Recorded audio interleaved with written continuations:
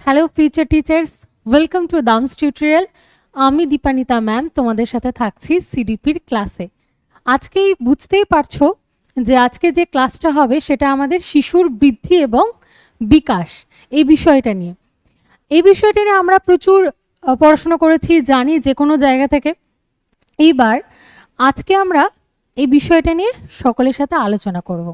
তার মাধ্যমে আমাদের শিশুর বৃদ্ধি এবং বিকাশ সেটা বোঝার চেষ্টা করব। আর আমাদের এই বিষয়টা যে কোনো টেটে আমাদের এটা থেকেই থাকে, তাই তো? যে আমরা যখন primary TET, upper primary TET, C TET বা সামনে আসতে চলেছে ঝাড়খণ্ড টেট, সমস্ত কিছুতে কিন্তু আমাদের এই শিশুর বৃদ্ধি এবং বিকাশ এই চ্যাপ্টারটা থেকে প্রশ্ন আসবেই আসবে। তো তার জন্য আমাদেরকে ভালো করে প্রিপেয়ার হতে হবে। তো চলো একদম মাথা সুইচ অন করে নাও, দিয়ে চলো বৃদ্ধি এবং বিকাশ শুরু করছি। প্রথমে বৃদ্ধি এবং বিকাশ পড়ার জন্য আমাদের প্রথমে থাকতে হবে একটা গল্প, তাই তো? কারণ আমরা সিডিপি যখনই পড়ছি তখনই আমরা কোনো না কোনো একটা গল্প দিয়ে তারপরে বোঝার চেষ্টা করছি।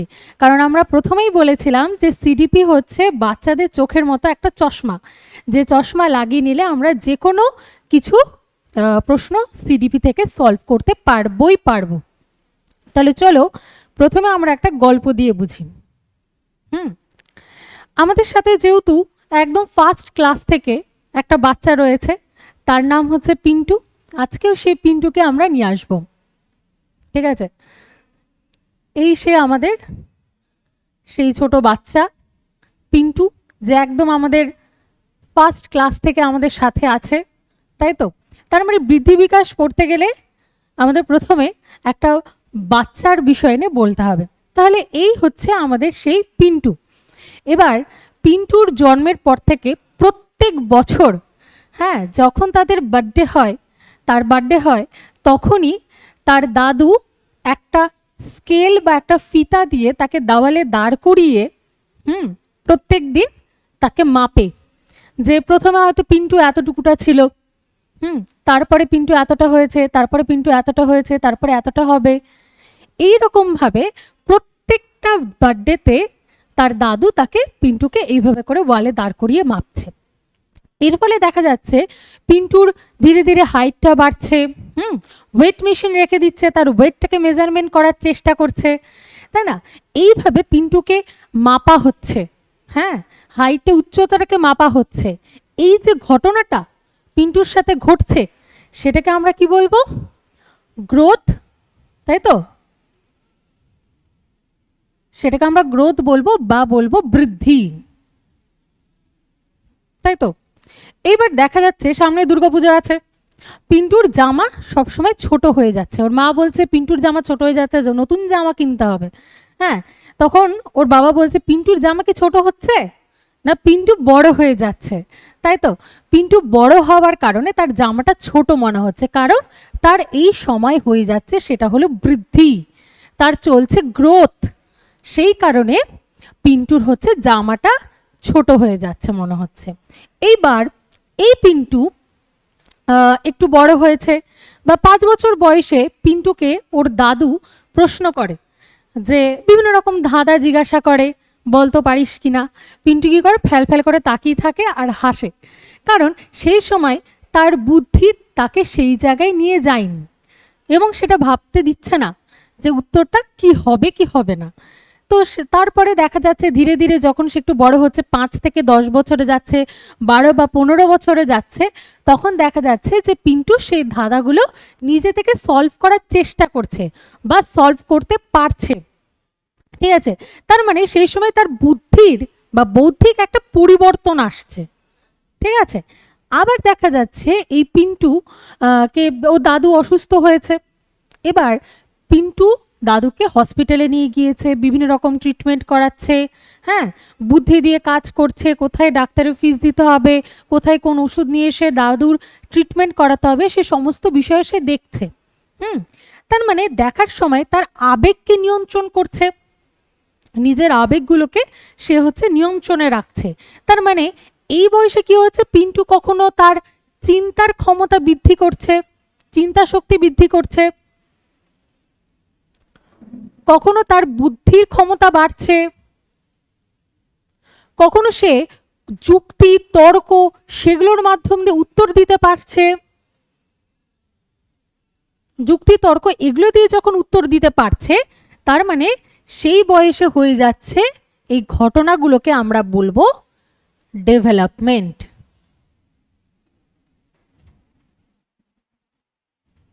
ঠিক আছে, বা যেটাকে আমরা বলছি বিকাশ। যেটা হচ্ছে পিন্টুর কখনো চিন্তা শক্তি বৃদ্ধি করছে, কখনো বুদ্ধি বাড়ছে, মানে এই সময় পিন্টুর হয়তো বৌদ্ধিক ক্ষমতা বাড়ছে, সামাজিক ক্ষমতা বাড়ছে, আবেগীয় ক্ষমতা বাড়ছে, তাই না? মানে যেরকম আমাদের ইমোশনাল ডেভেলপমেন্টগুলো ঘটছে এই বয়সে, যে দাদুর এরকম ট্রিটমেন্ট করাচ্ছে, সে মন থেকে ভেঙে পড়ছে না, নিজের মতোভাবে সবটা কাজ করছে, মানে এই সময় সে আবেগকেও নিয়ন্ত্রণ করছে। এই যে ঘটনাগুলো পিন্টুর সাথে ঘটছে, সে সবটাকে আমরা বলবো বিকাশ বা ডেভেলপমেন্ট। অর্থাৎ যখন একটা শিশুর সম্পূর্ণ দেহের আকার আকৃতির গঠনের পরিবর্তন ঘটছে, তখন তাকে আমরা বলবো বৃদ্ধি। আর যখন তার সমাজে মিশে যাওয়ার ক্ষমতা, যুক্তিতর্কের ক্ষমতা, কিছু বৌদ্ধিক ক্ষমতা, হ্যাঁ, সেগুলো যখন জন্মাচ্ছে, তখন আমরা তাকে বলবো বিকাশ। ঠিক আছে, এইবার আমরা দেখব যে বৃদ্ধি বিকাশ বিষয়ে ভূমিকা বলেছে জীবনের একটা অবিরাম পরিবর্তন। আমাদের জীবন কখনো থেমে থাকে না, আমরা জানি জীবন সবসময় চলতে থাকে, তাই জীবনের সমস্ত প্রক্রিয়া হচ্ছে অবিরাম পরিবর্তন, সবসময় পরিবর্তন হতে থাকে। কি কি বলছে, যখন আমরা মায়ের গর্ভ থেকে মৃত্যু পর্যন্ত মানুষের জীবনে একটি ধারাবাহিক পরিবর্তন প্রক্রিয়া ঘটতেই থাকে, যেটা নির্দিষ্ট ধারার মধ্যে গিয়ে চলে। ঠিক আছে, যে একটা স্টেপ কখনো বাচ্চা জন্মানোর পর থেকে সে হয়তো আর হাত পায়ের বৃদ্ধি করছে, সে একটু উঠে বসছে, সে কখনো হামাগুড়ি দিচ্ছে, সে কখনো লাফাচ্ছে, দৌড়াচ্ছে, এইভাবে নির্দিষ্ট ধারার মতো পরিবর্তন আসছে জীবনে। সেটা কোথা থেকে, মাতৃগর্ভ থেকে শুরু করে মৃত্যু পর্যন্ত মানুষের জীবনে দুটো পরিবর্তন আসে। কি কি? এক হচ্ছে আমাদের বৃদ্ধি বা গ্রোথ, আর দুই হচ্ছে আমাদের বিকাশ মানে ডেভেলপমেন্ট। এই দুটো ছাড়া আমাদের জীবন কখনো চলতেই পারে না, তাই তো? কারণ বৃদ্ধি হচ্ছে একটা নির্দিষ্ট সময় এসে থেমে যাবে, এবং বিকাশ একদম কন্টিনিউয়াস, সব সময় সারা জীবন আমাদের এই বিকাশ প্রক্রিয়াটা চলতে থাকবে। কারণ আমরা যখনই বাইরে যাচ্ছি, নতুন নতুন অভিজ্ঞতার সম্মুখীন হচ্ছি, এবং নতুন অভিজ্ঞতা যখন অর্জন করতে পারছি, তার মানে সেই বিষয়টার আমাদের বিকাশ ঘটছে, সেই বিষয়টা সম্পর্কে আমরা জানতে পারছি, তার মানে বিকাশ হচ্ছে সব সময় ঘটছে। আর এই বৃদ্ধি বিষয়টা একটা নির্দিষ্ট সময়ে এসে বা বয়সে এসে সেটা থেমে যাচ্ছে। তাই বলছে জীবনের একটা অবিরাম পরিবর্তন, কন্টিনিউয়াস চেঞ্জেস থাকে, এক হচ্ছে বৃদ্ধি আর এক হলো বিকাশ। আচ্ছা, এবার আমরা বৃদ্ধির একটা সংজ্ঞা দেখব। বলেছে কোষ বিভাজনের ফলে মানব দেহের আকার, আয়তন, উচ্চতা, ওজনের স্থায়ী এবং পরিমাপযোগ্য পরিবর্তন হতে থাকে। কি কি? আমাদের দেহের প্রত্যেকটা সময় বড় হতে হতে কোষের বিভাজন ঘটে সমস্ত কোষগুলোর। ঠিক আছে, তার ফলে আমাদের কি কি পরিবর্তন হয়? এক হচ্ছে দেহের আকারের পরিবর্তন হয়, ছোটবেলায় যেরকমভাবে পুচকি হয়ে জন্মেছিলাম সেরকমভাবে এখন নেই, এখন অনেকটা বড় হয়ে গেছি। তারপরে আয়তন পরিবর্তন হয়েছে, যেই 10 কেজি বা 2.5 কেজি ওজন আমাদের ছিল সেটা এখন অনেকটা বেড়ে গিয়েছে। তারপরে উচ্চতার পরিবর্তন ঘটেছে, ওজনের একটা স্থায়ী পরিবর্তন এসেছে। হয়তো ওজন খুব একটা বেড়ে যাচ্ছে না, নির্দিষ্ট সময় নির্দিষ্ট একটা মাত্রায় এসে থেমে যাচ্ছে। আবার হচ্ছে পরিমাপযোগ্য পরিবর্তন, কারণ আমরা এই বৃদ্ধিটাকে সবসময় হাইট, ওয়েট, তাই না, সব কিছুতে মাপতে পারছি, পরিমাপ করতে পারছি। আমি যদি বলি যে আমার হাত, মাথা এগুলো কতটা পর্যন্ত আছে, আমি পরিমাপ করে বলতে পারবো, মেপে বলতে পারবো যে আমার হাতটা এতটা, ঠিক আছে, আমার পাটা এতটা, এগুলো বলতে পারবো। সেই জন্য এই বৃদ্ধি হচ্ছে আমাদের পরিমাপযোগ্য, মানে আমরা মাপতে পারি। ঠিক আছে, এবার বৃদ্ধির এই সংজ্ঞার মধ্যেই আমাদের বৃদ্ধিটা লুকিয়ে আছে গোটাটা। যেমন হচ্ছে বৃদ্ধি হচ্ছে গ্রোথ, তাই তো? এবার গ্রোথের মধ্যে কিভাবে সম্পূর্ণ বৃদ্ধির তত্ত্বটা লুকিয়ে আছে। প্রথমে আসছি জি। জি এর অর্থ যদি জি ফর আমি দিই, সেটা হচ্ছে গ্রো, মানে বেড়ে ওঠা, ঠিক আছে। তারপরে আছে আমাদের আর, আরতে আমি দিলাম র্যাপিড, মানে একটা দ্রুততা, তীব্র গতিতে বেড়ে চলেছে। ও, ওতে দিলাম আমি আউটার, মানে এইটা হচ্ছে বাইরে থেকে দেখা যাচ্ছে, আমাদের সম্পূর্ণ বৃদ্ধি আমরা কিন্তু বাইরে থেকে দেখতে পাচ্ছি, বাইরে থেকে পরিমাপ করতে পারছি, সেজন্য বিষয়টা হচ্ছে আউটার। তারপরে হচ্ছে ডব্লিউ, ডব্লিউ মানে হচ্ছে আমাদের ওয়েট,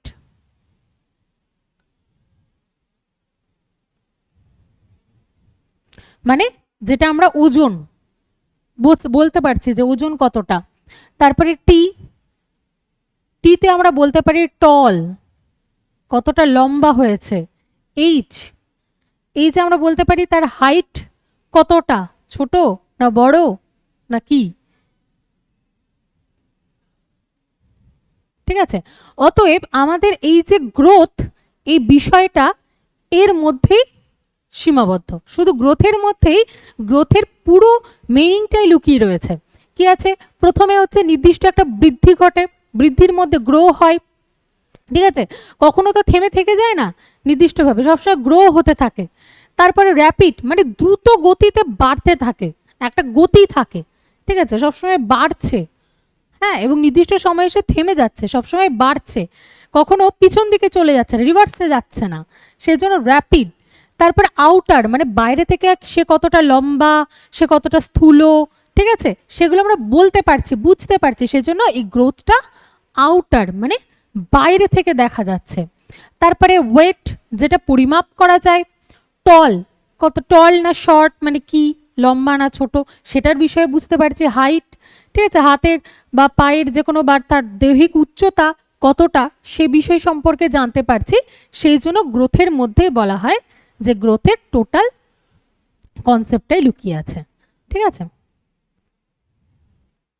এবার আমরা দেখব গ্রোথের বা বৃদ্ধির কিছু কিছু বৈশিষ্ট্য। বলছে যে প্রথমে আসে এটা একটা ফিজিক্যাল, তারপরে আসে মেজারেবল, এমএ, এসে আসবো সেটা হয়ে যাচ্ছে স্টপ, আর এল যেটা হচ্ছে লিমিটেড, এটাকে আমরা বলবো পিএমএসএল কোড, যেটার দিয়ে আমরা বৃদ্ধির সম্পূর্ণ বৈশিষ্ট্যগুলো বুঝতে পারবো। প্রথমে হচ্ছে এটা একটা ফিজিক্যাল চেঞ্জ, মানে গাঠনিক শারীরিক পরিবর্তন হয়, ফিজিক্যাল, তাই তো। আমরা যখন লম্বা হচ্ছি, হ্যাঁ, আমাদের হাত পা বাড়ছে, মাথাটা একটু সাইজে বড় হচ্ছে ছোটবেলার তুলনায়, তো সব কিছু আমরা কি করছি, আমাদের দৈহিক পরিবর্তন ঘটে, সেটাই হয়ে যাচ্ছে আমাদের বৃদ্ধি, যেটা শুধুমাত্র শরীরের আকার এবং কাঠামোর সাথে যুক্ত থাকে, ঠিক আছে। তারপরে আসছে এম, মানে মেজারেবল, ওই যে প্রথম থেকে বলছি যে বৃদ্ধি সবসময় পরিমাপ করা যায়, মাপা যায়, সেই জন্য এটা পরিমাপযোগ্য বা মেজারেবল এম ফর, যেমন এটা স্কেল, ইঞ্চি, কিলোগ্রাম প্রভৃতিতে মাপা যেতে পারে। ওই যে প্রথমেই দেখালাম যে পিন্টুর দাদু হচ্ছে স্কেল বা ফিতে দিয়ে দেওয়ালে দাঁড় করিয়ে তাকে মাপছে, হ্যাঁ, তার মানে স্কেল দিয়ে মাপা যাচ্ছে আমাদের বৃদ্ধিটা। তারপরে ওয়েট মেশিনে দাঁড় করিয়ে দিলে সে কত কেজি ওয়েট, সেটা আমরা বুঝতে পারছি, তার মানে এই যে বৃদ্ধি হচ্ছে মেজারেবল, মানে সবসময় মাপা যাবে। এস, এস ফর হচ্ছে স্টপ, মানে সমাপ্তি, মানে একটা নির্দিষ্ট সময় এসে থেমে যাবে, তাই তো। একটা নির্দিষ্ট সময় এসে না থামলে আমাদের হাত পাগুলো সবসময় লম্বা হতে হতে হতে হতে হতে বিশাল বড় বড় হয়ে যেত, এখনও লম্বা হতে থাকতো, তাই তো। তখন আর আমাদের হরর মুভি দেখতে হতো না, আমরা নিজেদেরকে নিজেরা দেখে দেখে ভয় পেয়ে যেতাম। তো এইটা হচ্ছে যদি না থামতো গ্রোথ, তাহলে সবাই লম্বা হয়ে যেত, আকাশ টাকাশ ফাটিয়ে টাটিয়ে চলে যেতাম একদম ওপরে। তো এই জন্য বলছি যে বৃদ্ধি হচ্ছে নির্দিষ্ট বয়সে এসে থেমে যাবে, মানে একটা বয়সে এসে থামতেই হবে, সেই জন্য বলছে যে নির্দিষ্ট বয়সে এসে সেটা থেমে যায় এবং পরিপক্কতা হবে, তারপরই থামবে। পরিপক্কতা বা পরিণমন নিয়ে আবারও বলছি পরে।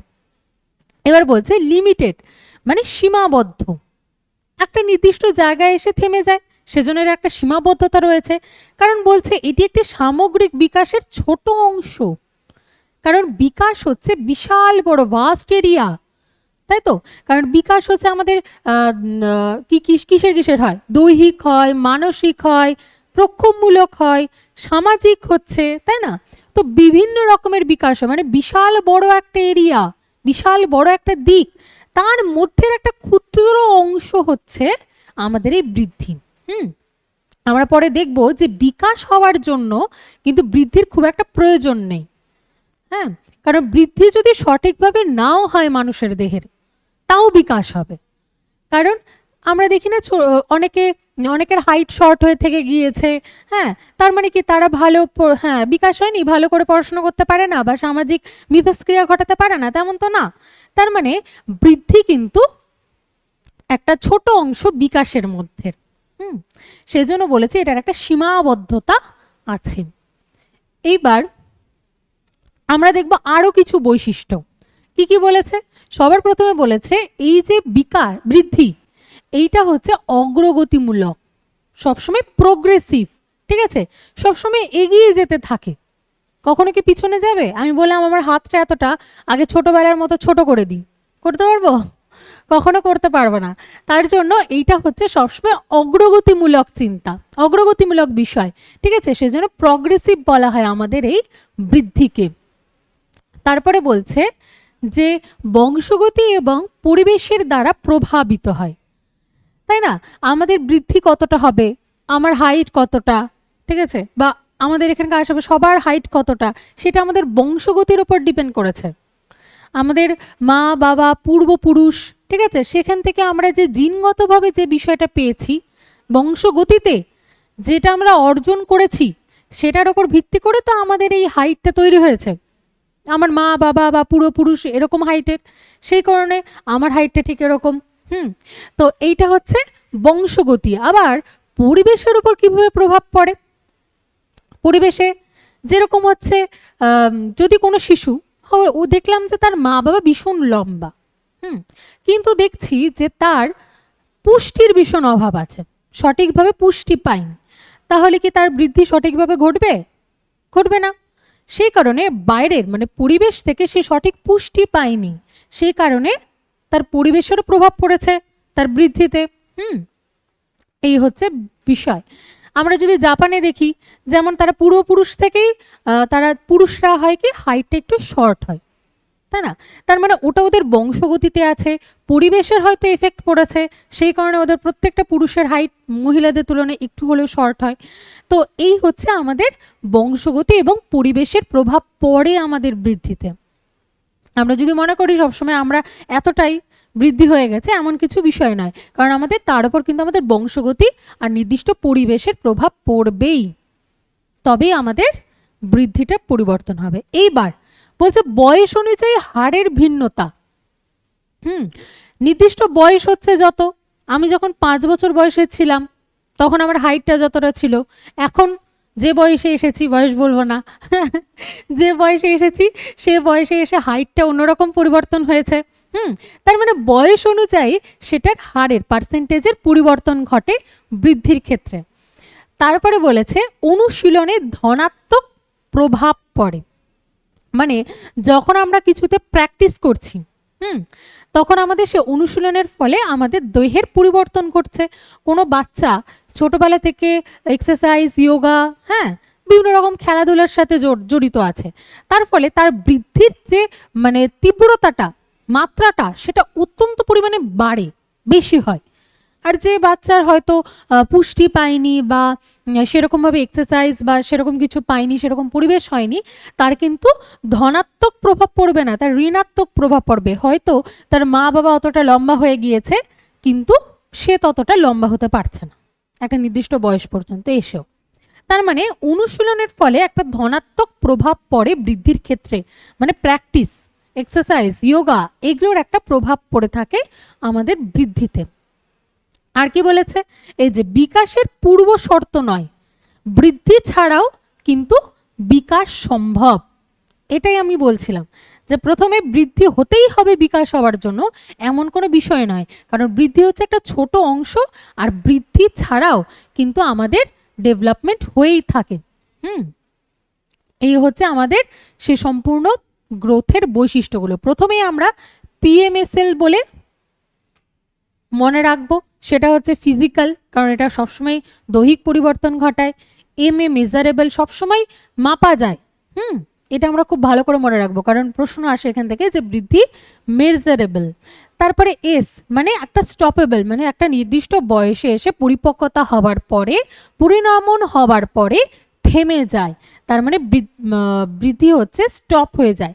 তারপরে এল মানে লিমিটেশন আছে, এটা একটা ছোট অংশ, বিকাশ বিশাল বড় অংশ, তার মধ্যে একটা ক্ষুদ্র অংশ হচ্ছে বৃদ্ধি।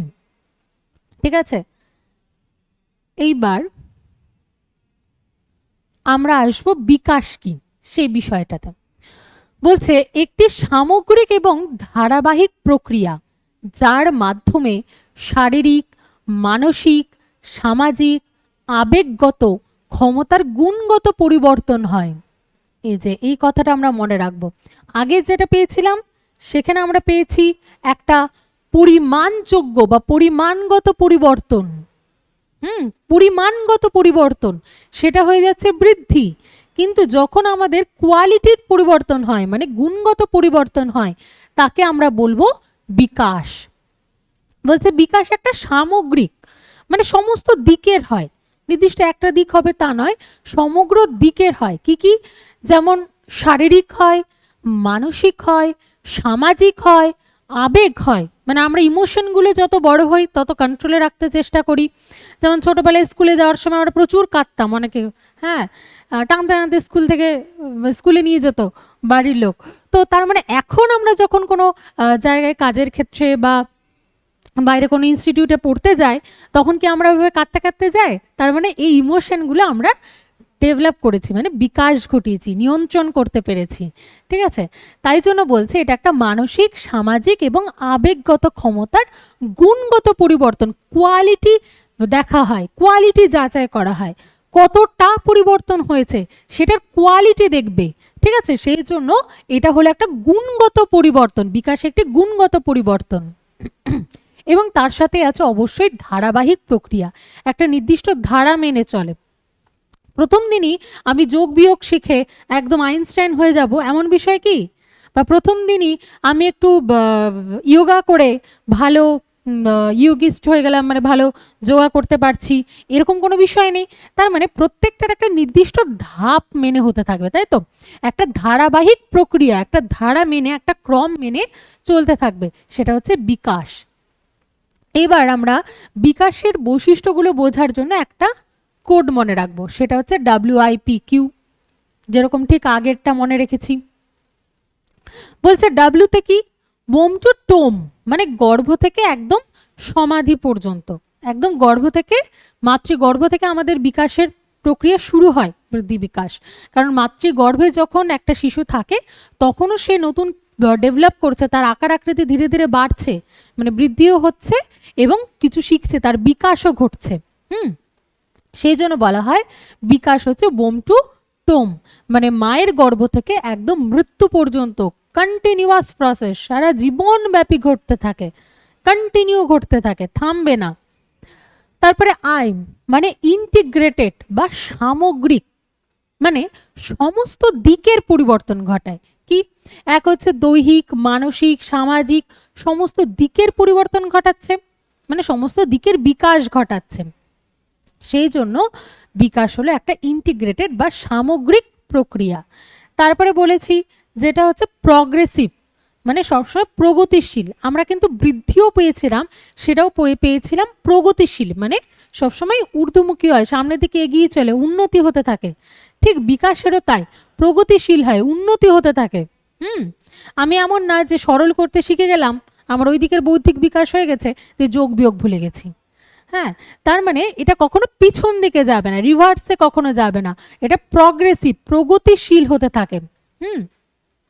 তারপরে বলেছে কোয়ালিটেটিভ, প্রথমে আছে এটা একটা গুণগত প্রক্রিয়া, তার মানে এটা একটা কোয়ালিটি মেজারমেন্ট করতে হবে, গুণ কতটা, কতটা কোয়ালিটি অ্যাচিভ করেছে সেটা যাচাই করবে, সেটা হচ্ছে বিকাশ। তাই বলেছে শুধুমাত্র আকারে নয়, কতটা দৈহিক বিকাশ বৃদ্ধি হচ্ছে সেগুলো বিষয় নয়, এটা কর্মক্ষেত্রে এবং কর্মক্ষমতা এবং দক্ষতার বৃদ্ধি, আমি আমার স্কিলটাকে কত ডেভেলপ করছি সেটাই হচ্ছে অ্যাকচুয়াল বিকাশ। ঠিক আছে? সেই জন্য এটা কোয়ালিটি মেনটেন করব আমরা, কোয়ালিটি যাচাই করব। সেটা হয়ে যাচ্ছে আমাদের বিকাশ। এছাড়াও আমাদের আরও কতগুলো বৈশিষ্ট্য আছে, যেরকম বহুমুখী, মানে মাল্টিডিমেনশনাল প্রসেস, ঠিক আছে? সেটা কি? কারণ বিকাশ হচ্ছে বহুমুখী, আমাদের সামাজিক বিকাশ, প্রাক্ষবিক বিকাশ, মানসিক বিকাশ, হ্যাঁ, আরও অন্যান্য ভাষার বিকাশ, সমস্ত দিকের বিকাশ ঘটছে, সমস্ত দিককে মেনে চলছে। তার মানে এটা হচ্ছে একটা বহুমুখী বিষয়, বিকাশ হচ্ছে বহুমুখী বিষয়। আবার আমরা দেখব বহুমুখীটা যখন দেখতে যাচাই করতে যাব, তখন দেখব আমাদের প্রথমে বাচ্চার কি হয়, মাথা শক্ত হয়, ঘাড় শক্ত হচ্ছে, কোমর হচ্ছে, তারপরে পা হচ্ছে, তাই না? তার মানে এগুলোকে আমরা সেফালোকোডাল বলি। এই বিষয়গুলো যে বিভিন্ন দিকের পরিবর্তন ঘটে তার মধ্যেই পড়ে। আবার বলছে এটা পরিবর্তনযোগ্য, সব সময় চেঞ্জ হতে থাকবে, তাই না? বিকাশ কিন্তু পরিবর্তন করে। কি, আমি আজকে কিছু একটা নতুন শিখতে গেলাম, সেটার একটা অর্ধেক শিখেছি, সেটা যত সময় যাবে তত আমি আরো বেটার হব। এবার বেটার হওয়ার পরে তখন দেখছি অপরজন আরো ভালো করছে সে কাজটা, তখন যেমন ডান্স শেখা, ঠিক আছে? তখন অপরজনের স্টেপ দেখে আমি শিখলাম, মানে নিজের আরো পরিবর্তন করলাম, আমি যেটা শিখেছি সেটার আরো পরিবর্তন করলাম অপরজনের দেখে হোক বা অন্য কোনো রকমভাবে হোক। তার মানে এটা হচ্ছে পরিবর্তনযোগ্য, সবসময় পরিবর্তন হতে থাকে। তারপরে হচ্ছে ব্যক্তিভিত্তিক ও স্বতন্ত্র। প্রত্যেকটা মানুষ আলাদা আলাদাভাবে নিজেদের বিকাশকে পরিবর্তন করে, কারণ আমরা প্রত্যেকে আলাদা আলাদা মানুষ, পৃথক, প্রত্যেকের ক্ষমতা আলাদা। তো সেই কারণে এগুলো হচ্ছে ব্যক্তিভিত্তিক হয় এবং স্বতন্ত্র, প্রত্যেকে নিজেদের মতো বিকাশ ঘটায়, এবং প্রত্যেকের মানুষভেদে প্রত্যেকের বিকাশ কিন্তু আলাদা আলাদা, যেহেতু আমরা প্রত্যেকেই মানুষ আলাদা। এবার বলেছে ক্রমসমষ্টিমূলক, মানে নির্দিষ্ট একটা ক্রম মেনে চলে, ঠিক আছে? নির্দিষ্ট একটা ক্রম মেনে চলে এবং সেই সমস্ত ক্রমগুলোর সমষ্টি, ওই যে বললাম ধারা মেনে চলে, এটার পর এটা ঘটছে, তারপরে এটা ঘটছে, এটা হচ্ছে ক্রম। সে সমস্ত ক্রমের সমষ্টি মিলিয়ে হয় বিকাশ। তারপরে বিকাশও কিন্তু আমাদের পরিবেশ, বংশগতি এবং সমাজ দ্বারা প্রভাবিত হয়, ঠিক আছে? আমরা যেরকম বৃদ্ধির ক্ষেত্রে দেখলাম যে আমাদের বৃদ্ধি হচ্ছে সবসময় বংশগতি, পরিবেশ, এগুলোর ওপর ডিপেন্ড করে হয়, ঠিক বিকাশও তাই। আমাদের বংশগতির ওপর হয়। ধরলাম যে মা বাবা বা বাড়িতে ভালো গানের পরিবেশ আছে, সে তাহলে তাকে গান শেখার জন্য অতটা এফার্ট দিতে হচ্ছে না, সে নিজে নিজে ভালো করে শিখছে। তার মানে তার গানের পরিবেশ আছে, তাই সে গানের বিকাশ ঘটাচ্ছে। তো এইরকম বিষয় যে পরিবেশ, বংশগতি এবং সমাজ দ্বারা কিন্তু আমাদের বিকাশ সবসময় প্রভাবিত হচ্ছে, ঠিক যেরকম বৃদ্ধি হয়েছিল, একই জিনিস। তারপরে বলেছে যে পরনির্ভর থেকে স্বনির্ভর হওয়ার দিকে যায় বিকাশ। এটা খুব ইম্পর্টেন্ট একটা জিনিস, কারণ আমরা সবসময় থাকি পরনির্ভর, কারোর উপর ডিপেন্ড থাকতাম, তাই না? ছোটবেলা থেকে আমাদের খাইয়ে দিত, ঘুম পাড়িয়ে দিত, হাঁটা শেখাতো, কথা বলা শেখাতো, লেখা শেখাতো, কিন্তু এখন আমরা নিজেরাই হাঁটতে পারছি, ঘুরতে পারছি, কথা বলতে পারছি।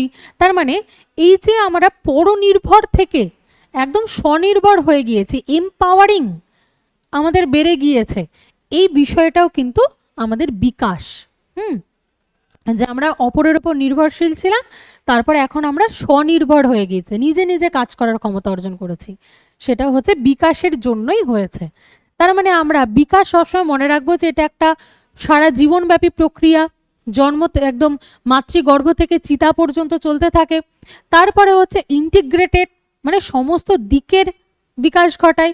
তারপরে হচ্ছে প্রগ্রেসিভ, প্রগতিশীল একটা গতিতে চলতে থাকে, রিভার্সে কখনো যায় না। কোয়ালিটিভ, মানে একটা গুণগত পরিবর্তন আনে, ঠিক আছে? কোয়ালিটি যাচাই করে। এছাড়া আর কি কি আছে? এটা হচ্ছে বহুমুখী, বিভিন্ন দিকের কথা ভাবে। আবার হচ্ছে পরিবর্তনযোগ্য, আমরা কিন্তু বিকাশ পরিবর্তন হতে থাকে, আমরা নতুন কিছু শেখার সময় পুরনো যে ভুল তথ্য বা ভুল কিছু শিখেছি সেটা পরিবর্তন ঘটাচ্ছি, তার মানে বিকাশ হচ্ছে পরিবর্তনযোগ্য। তারপরে হচ্ছে ব্যক্তিভিত্তিক এবং স্বতন্ত্র, প্রত্যেকটা মানুষের উপর ডিপেন্ড করে হয়, নিজে নিজেও হয়, প্রত্যেকটা মানুষের আলাদা আলাদা বিকাশ হয়, এটি ক্রমসমষ্টি। আবার সব থেকে ইম্পর্টেন্ট যেটা, আমাদের পরিবেশ, বংশগতি, সমাজ সব কিছুর দ্বারা প্রভাবিত হয়। যেমন ঠিক বৃদ্ধি হয়েছিল ঠিক সেরকম। আবার এটা তো খুব ইম্পর্টেন্ট বললাম যে পরনির্ভর থেকে আমরা যখন স্বনির্ভর হই তখন আমাদের বিকাশ ঘটে। বিকাশের কারণে আমরা পরনির্ভর থেকে স্বনির্ভর হতে পারি।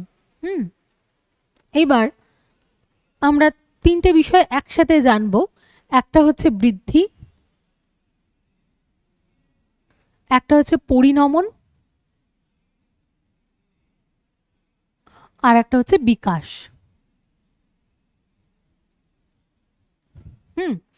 বৃদ্ধি হচ্ছে আমাদের অঙ্গ প্রত্যঙ্গের শরীরের আকার আয়তন পরিবর্তনের হয়, সেটা আমরা বুঝলাম। এবার পরিণমন কিভাবে হয়, একটা গল্পের মাধ্যমে বলছি, হ্যাঁ, তাহলে বুঝতে সুবিধা হবে। ধরলাম একটা বাচ্চা একদম 2 বছর বয়সের, সে কি, তাকে আমি বললাম এই ফুটবলটা নে এবং পায়ে পা দিয়ে কিক কর, সে কি পারবে? 2 বছরের বাচ্চা পা দিয়ে অত জোরে কিক করতে পারবে না। তার মানে ওর পায়ের কি হতে হবে, বৃদ্ধির প্রয়োজন, তাই না? ওর পাটা লম্বা হতে হবে, পায়ের একটা ডেভেলপ গ্রোথ হতে হবে, তারপর সে বলটা পায়ের কাছে নিয়ে আসতে পারবে। এইবার পরিণমনটা কি জিনিস ম্যাম? বলছে যে বৃদ্ধি হওয়ার পরেই কিন্তু আমাদের পরিণমনটা হয়। যেরকম আমার পাটা লম্বা হচ্ছে একটা ফুটবল খেলার জন্য, শুধু লম্বা হলে কি আমি ফুটবল খেলতে পারবো? পারবো না। কারণ হচ্ছে, হ্যাঁ, আমাদের পরিণমন হতে হবে, প্রত্যেকটা পেশির একদম সঠিকভাবে অ্যাক্টিভ থাকতে হবে। মানে আমাদের পরিপক্কতা আসতে হবে, প্রত্যেকটা কোষ যাতে পরিপক্ক হয়, পেশিগুলো পরিপক্ক হতে হবে, তারপরেই কিন্তু আমরা একটা খেলা খেলতে পারবো, সেটা হচ্ছে ফুটবল। তার মানে একটা বাচ্চার যখন পায়ের বৃদ্ধি হচ্ছে না তখন সে ফুটবল খেলতে পারছে না, আবার পায়ের বৃদ্ধি হলেও সে ফুটবলে কিক করতে পারছে না। কারণ কি, তার পায়ের পরিপক্কতা আসেনি, তখনও পরিণমন হয়নি, হবে তারপরেই সে কিন্তু পায়ে মানে পা দিয়ে সে বলটাকে কিক করতে পারবে। এইবার বিকাশ কি, এবার ওই বাচ্চাটাকে আমি একটা ফুটবল খেলার মাঠে নিয়ে গেলাম যেখানে তাদের একটা কম্পিটিশন চলছে। এবার শুধু কি বৃদ্ধি হলো, তারপরে পরিণমন হয়ে গিয়েছে, দিয়ে বাচ্চাটার সামনে ফুটবল রেখে দিয়েছে, ও একটা যে কোনো দিকে কিক করছে, হ্যাঁ, তাহলে কি হবে? খেলাটা সাকসেস হবে? হবে না। কেন হবে না? কারণ সে একটা কম্পিটিশনে এসেছে, তার একটা নির্দিষ্ট টিম আছে। এবার ওকে ভাবতে হবে বলটা আমি ফেলবো কোন দিকে, কিক করব যাতে গোল হয়ে যায়, নেটটা কোন দিকে আছে যাতে গোল করতে পারি সেটার দিকে চিন্তা করবে। আবার কি করবে, আশেপাশের যে কি বলে ইয়েরা রয়েছে, তার সাথে যে সহ ফুটবলাররা রয়েছে, নিজের গ্রুপের বন্ধুকে কিভাবে আমি পাস করব সেই ভাবনাটা ভাবতে পারবে। মানে যখন আমাদের চিন্তাধারার ক্ষমতা শুধু পায়ের শক্তি হলে হচ্ছে না, হ্যাঁ, চিন্তাধারার ক্ষমতাটা হচ্ছে তখনই গিয়ে সে ফুটবলটা খেলতে পারছে, তাই না? তার মানে এই যে বিষয়টা সেটা হচ্ছে বিকাশ। শুধুমাত্র বৃদ্ধি হলে কোনো কাজ করতে পারা যাবে না, তার সাথে সাথে কি হতে হবে, পরিণমন হতে হবে, পরিপক্কতা আসতে হবে, ম্যাচুরিটি আসতে হবে, তারপর সে কাজটা করতে পারবে। এবং কাজটা করার জন্য প্রধান দরকার সেটা হচ্ছে সে বিষয়টা সম্পর্কে বিভিন্ন দিকে আমাদের জানা, সেটা হচ্ছে বিকাশ ঘটাতে হবে, দৈহিক বিকাশ, হ্যাঁ, মানসিক বিকাশ, সেই জিনিসগুলো ঘটাতে হবে, তবে গিয়ে তারা সে ফুটবলটা খেলতে পারবে সঠিকভাবে। তার মানে আমাদের বৃদ্ধির পরে বা বৃদ্ধির সাথে সাথে আমাদের পরিণমনটা হওয়ারও খুব প্রয়োজন, তা নাহলে কাজ করতে পারবো না। সেই জন্য কিন্তু আমাদের এখানে এই কথাটা বলেছিল, সেই জন্য আমি বলেছিলাম যে পরিপক্কতা আসলে তবে গিয়ে কিন্তু বৃদ্ধি থেমে যাবে, যতক্ষণ না পরিপক্কতা আসছে ততক্ষণ বৃদ্ধি চলতেই থাকবে।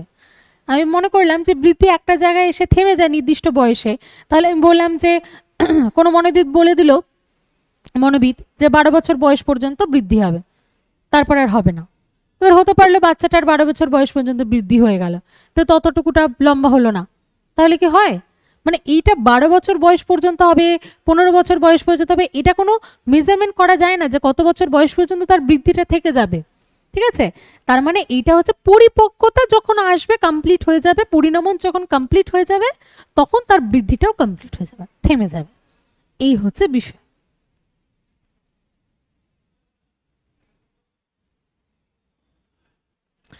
আচ্ছা, এবার আমরা বৃদ্ধি আর বিকাশের মধ্যে যে ডিফারেন্সেস গুলো থাকে সে বিষয়ে আলোচনা করব।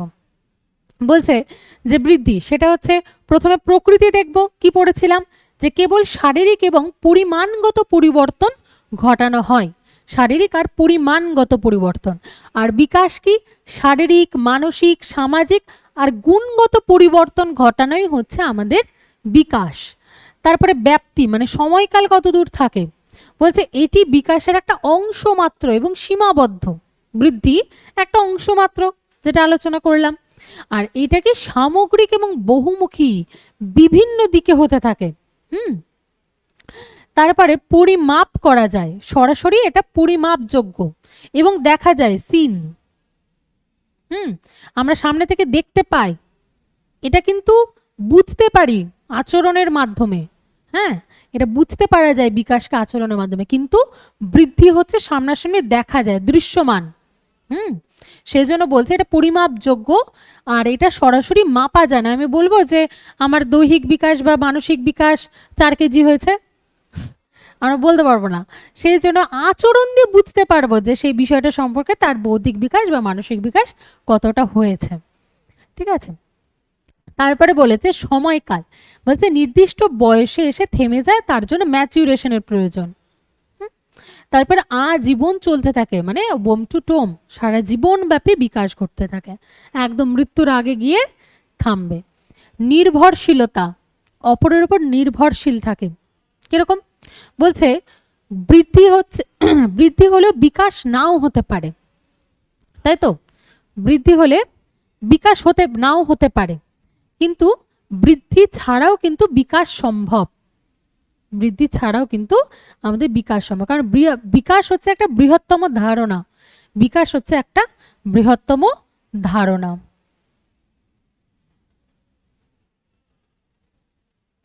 আচ্ছা, এবার আমাদের বিকাশের বিভিন্ন প্রক্রিয়াগুলো, ওই যে বললাম মাল্টি ডাইরেকশনাল বা মাল্টি ডিমেনশনাল, ঠিক আছে, সেই বিষয়গুলো কি কি? প্রথমে আমাদের যে বিকাশ সেটা কিভাবে হবে? পুরো নিম্নমুখী। ঠিক আছে, মাথা থেকে প্রথমে মাথার বিকাশ ঘটে একটা বাচ্চার, ঘাড় শক্ত হচ্ছে। যখন আমরা ছোট একটা জন্ম নিয়েছে বাচ্চা, তখন আমরা দেখছি কি যে বাচ্চাটার প্রথমে মাথাটা শক্ত হলো, তারপর ঘাড় শক্ত হওয়ার পরে দেখা যাচ্ছে পেটের ভরে উপরের দিকে উঠতে চাইছে বা একদিকে কাত হয়ে যাচ্ছে। ঠিক আছে, তো এইটা মানে কি হচ্ছে, ধীরে ধীরে এক একটা অঙ্গের ডেভেলপমেন্ট ঘটছে, এক একটা অঙ্গের বৃদ্ধি ঘটছে সঠিকভাবে। ঠিক আছে, তার মানে এই যে উপর থেকে নিচ পর্যন্ত হয়, প্রথমে মাথা, ঘাড়, তারপরে কোমর শক্ত হবে, তারপরে পা শক্ত হবে। এই যে নিম্নাভিমুখী প্রক্রিয়া, তাকে আমরা বলবো সেফালোকোডাল, মানে কি ওপর থেকে নিচ পর্যন্ত, হেড টু টো, এই যে বিকাশটা আমাদের ঘটছে দৈহিক, হ্যাঁ, তাকে আমরা বলবো সেফালোকোডাল, যেটা প্রথমে মস্তিষ্ক, ঘাড়, হাত, শেষে পায়ের বিকাশ করতে থাকে, একদম মাথা থেকে পা পর্যন্ত। তাকে আমরা বলবো সেফালোকোডাল। আবার বলছে কেন্দ্র থেকে পরিধি পর্যন্ত যখন হবে, তখন তাকে বলবো প্রক্সিমোডিস্টাল। কিরকম? বলছে প্রথমে পুরো হাতের ব্যবহার, পরে একটা নির্দিষ্ট আঙ্গুলের ব্যবহার করতে পারবে। যেরকম আমরা ছোট বাচ্চাকে যদি একটা পেন দিই, সে পুরো হাতটা দিয়ে সে পেনটা উঠাবে। ঠিক আছে, তারপরে হচ্ছে ফোন দিই, ফোনটা নিয়ে সে কানে ধরবে, ধরে বলবে হ্যালো। মানে পুরো হাতটা দিয়ে সে ফোনটা বা পেনটা বা কোনো বস্তু, তার বল, তার খেলনা, দু হাত ধরে পুরো হাত দিয়ে সে বিষয়গুলো নিচ্ছে। কিন্তু যখন সে বড় হচ্ছে, তখন কি হচ্ছে, সে পেন দিয়ে লিখতে পারছে, মানে তার শুধু হাতটা, পুরো হাত দিয়ে না কাজ করে, তখন তার আঙ্গুলগুলো কি হয়েছে, পরিপুষ্ট হয়ে গিয়েছে, তাই না? তখন আঙ্গুল দিয়ে সে লিখতে পারছে। ঠিক আছে, তার মানে আঙ্গুলটার পরিপুষ্ট, মানে একদম কেন্দ্র থেকে বাইরের দিকে যাচ্ছে। পুরোটা হাতটা ব্যবহার করতো, তারপরে ধীরে ধীরে আঙ্গুলটা মানে সচল হয়ে যাচ্ছে, সঠিকভাবে আঙ্গুলটা ব্যবহার করছে। পুরো পা দিয়ে সে হচ্ছে হাঁটতো, তারপরে আঙ্গুল দিয়ে সে হচ্ছে কোনো রকম ফুটবল খেলতে পারছে, কারণ পায়ের সাথে আঙ্গুলের শক্ত হওয়ারও বিষয় থাকে ফুটবল খেলার জন্য।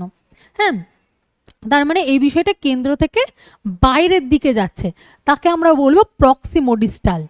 কেন্দ্র থেকে বাইরের দিকে যায়, পুরো হাত প্রথমে ব্যবহার করে, তারপর ধীরে ধীরে তারা আঙ্গুলগুলোকে ব্যবহার করে। মানে প্রথমে বাচ্চাটাকে যখন আমি ফোন দিচ্ছি, সে পুরো ফোনটা হাত ধরে নিয়ে কানের দিয়ে হ্যালো বলছে, কিন্তু যখন সে ধীরে ধীরে বড় হচ্ছে তখন সে সেই ফোনটার স্ক্রল করে করে রিলস দেখছে, মানে আঙ্গুলগুলো একদম পরিপুষ্ট হয়ে যাচ্ছে, তখন সে কাজগুলো করছে, তাকে আমরা বলবো প্রক্সিমোডিস্টাল।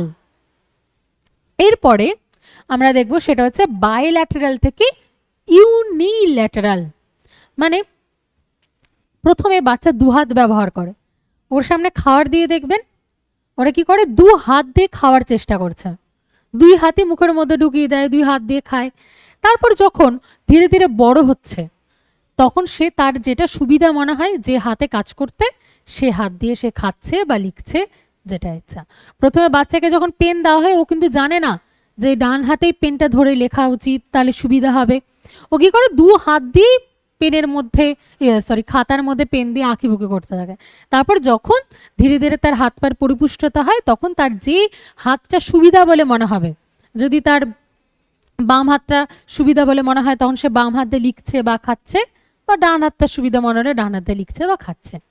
এই বিষয় হচ্ছে বাইল্যাটারাল থেকে ইউনিল্যাটারাল, মানে প্রথমে দুটো হাত এবং দুটো পা একসাথে ব্যবহার করে। ছোট বাচ্চাদেরকে, খুবই ছোট যারা, এই ধরুন বললাম 3-4 বছরের বয়স, তাকে আমি বললাম এক পায়ে দাঁড়িয়ে থাকো, সে কিন্তু দাঁড়াতে পারবে না সঠিকভাবে, কারণ তার দুটো পা তখন কাজ করতে পারে, একটা পা দিয়ে নয়।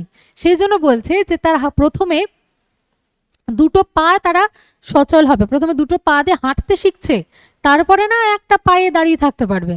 যতক্ষণ দুটো পা স্ট্রং হচ্ছে, তখন আমি বললাম যে এক পায়ে দাঁড়িয়ে থাকো, সে কোনোদিন পারবে, করতে পারবে না। তার মানে প্রথমে তাদের বাইল্যাটারাল থাকে, মানে দুটো পা দুটো হাত দিয়ে কাজ করে, তারপর যখন তারা বড় হতে থাকে, হাত পায়ের পরিপুষ্টতা অর্জন করে, তখন তারা নির্দিষ্ট একটা হাত বা একটা পা সেগুলো দিয়ে কাজ করতে পারে।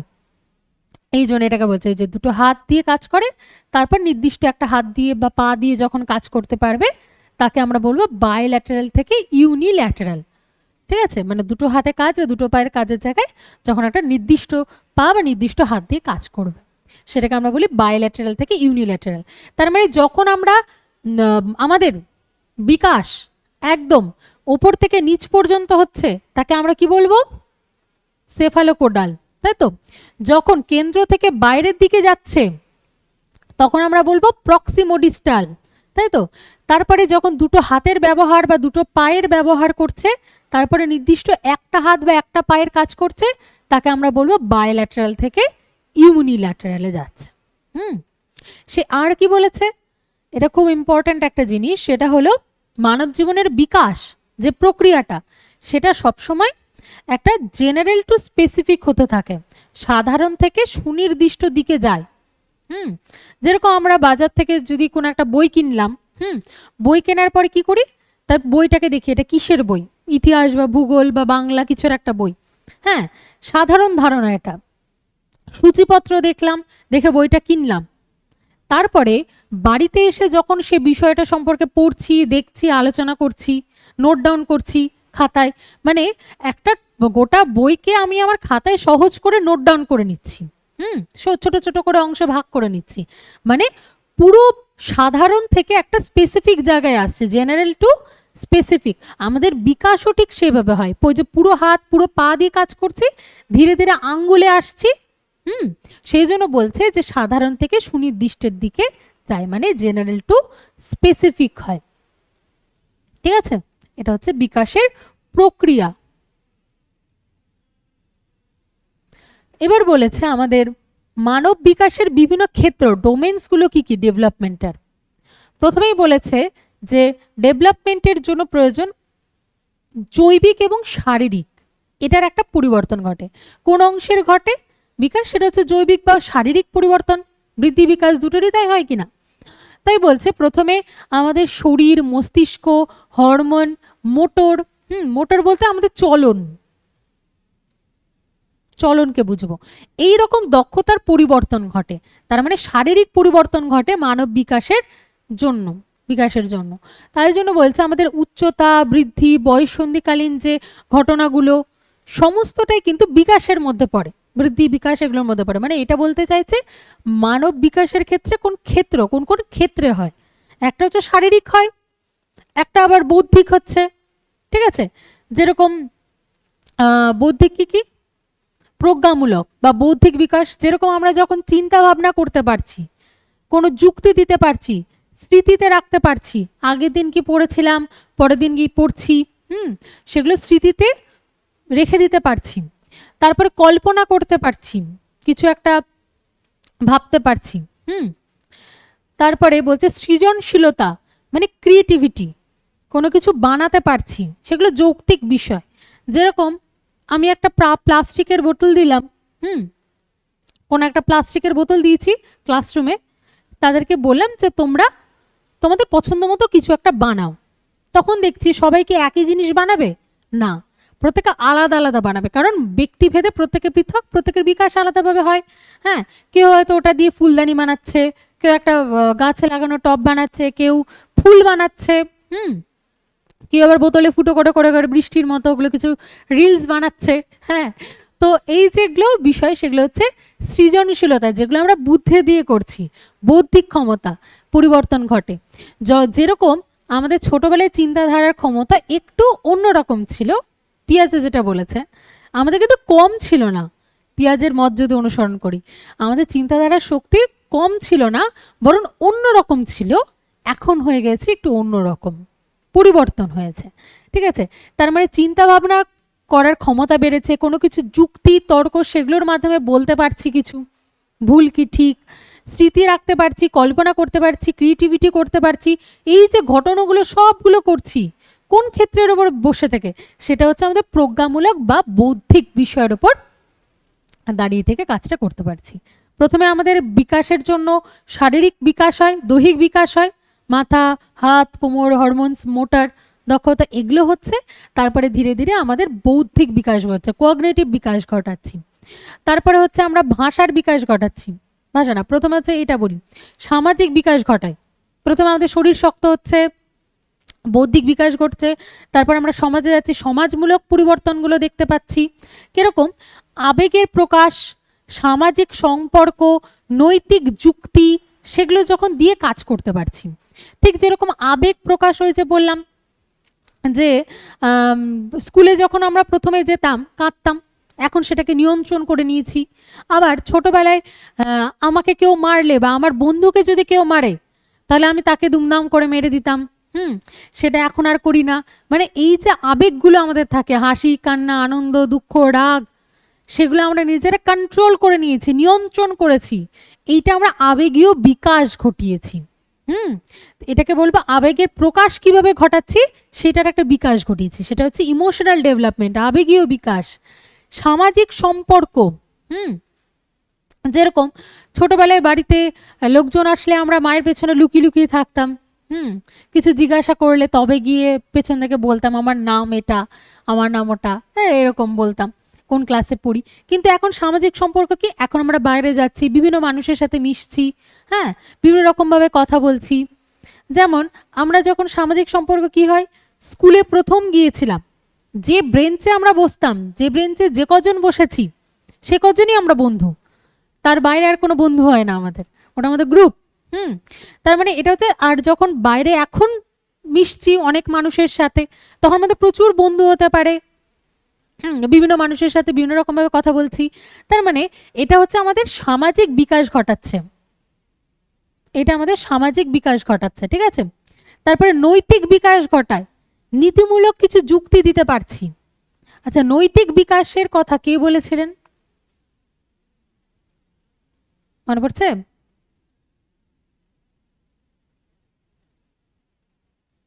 নৈতিক বিকাশের কথা কোহলবার্গ বলেছিলেন না? হ্যাঁ। তারপরে হচ্ছে উদাহরণ কি বলেছে, মানে মায়ের স্পর্শে বাচ্চাটা হাসছে, এটা একটা সম্পর্ক তাদের। তারপরে আনন্দ অনুভব করছে, কোনো রকম আনন্দ অনুভব করছে, সেগুলো আসলে আমাদের এই যে ক্ষেত্রগুলো সেটা আমরা কিভাবে মনে রাখবো, সেটা হচ্ছে মনে রাখবো প্রত্যেকটার ফার্স্ট ওয়ার্ড দিয়ে, PCSL। আচ্ছা, ভাষার বিকাশটা থেকে গিয়েছে। ভাষার বিকাশ কিভাবে হচ্ছে, বলছে ভাষা শেখা, নতুনভাবে শিখছি যে কোনো রকম ভাষা, সেটা বুঝছি এবং কার্যকরভাবে সেটাকে ব্যবহার করার যে দক্ষতা আমরা অর্জন করছি, সেটা আমাদের ভাষার বিকাশ। যেরকম নতুন কোনো ভাষা বুঝতে গেলে ছোটবেলা থেকে আমার বাড়িতে বাংলা ভাষায় কথা বলছে, তাই আমি বাংলা ভাষা শিখেছি, মা বাবা জেঠু জেঠিমা এগুলো বলেছি মুখ থেকে। হ্যাঁ, তারপরে বলার পরে সেগুলো স্কুলে যাওয়ার পর আমরা লেখা শিখেছি। মানে সেই ভাষাটা নিয়ে কাজ করতে পারছি। বা অন্য জায়গায় গেলাম, অন্য কোনো ভাষা শিখলাম, অন্য কোনো ভাষা শেখার চেষ্টা করছি, সেগুলোর ক্ষেত্রেও কিন্তু তাই হবে। প্রথমে শিখছি, তারপরে বুঝছি, তারপরে লিখতে শিখছি, কাজ করছি, মানে আমরা যে কোনো ভাষার একটা বিকাশ ঘটাচ্ছি।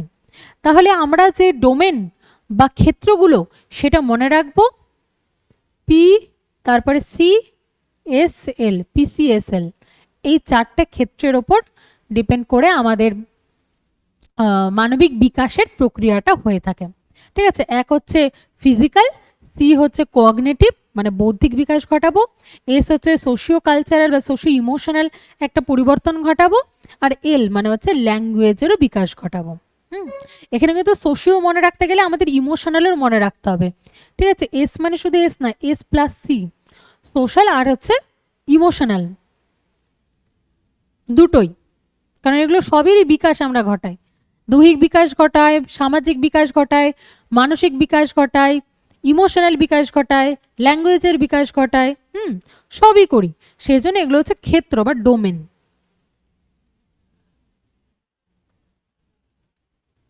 আচ্ছা, এবার আমরা চলন বলেছিলাম আগেরটাতে, চলন বা মোটর, সেটার ডেভেলপমেন্ট কিভাবে হয়।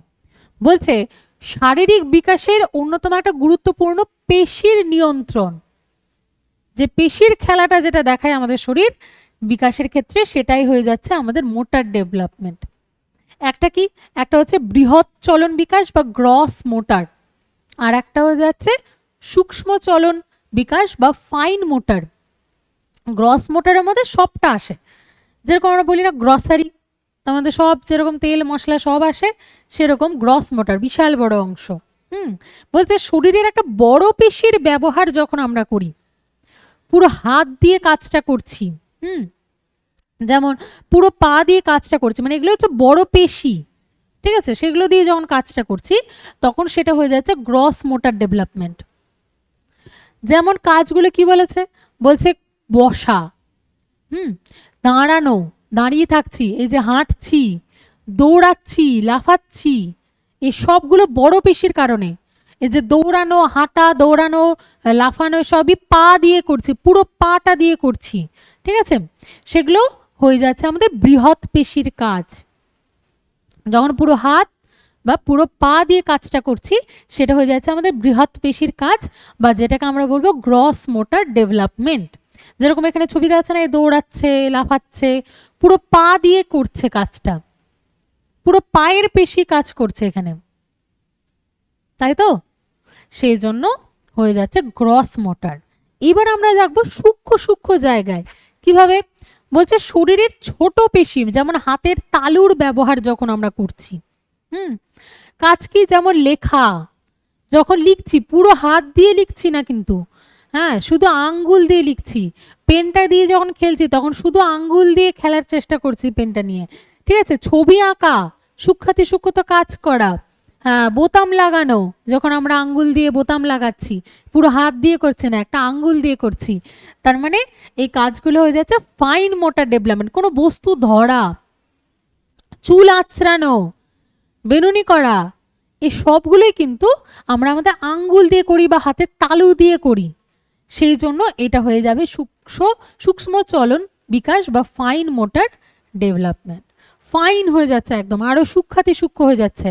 যেমন ওই যে রিফাইন অয়েল, তাই না, ফাইন হয়ে আসছে, সেরকম গ্রসারি মানে সম্পূর্ণ পেশির, শরীরের যখন আমরা সম্পূর্ণ পেশি দিয়ে কাজ করব তখন হয়ে যাচ্ছে গ্রস মোটর, বৃহৎ পেশিগুলো দিয়ে কাজ। তাই বৃহৎ চলন সম্পূর্ণ পেশি দিয়ে, যে দৌড়াচ্ছে, হাঁটছি, লাফাচ্ছি, সে সমস্ত কিছু।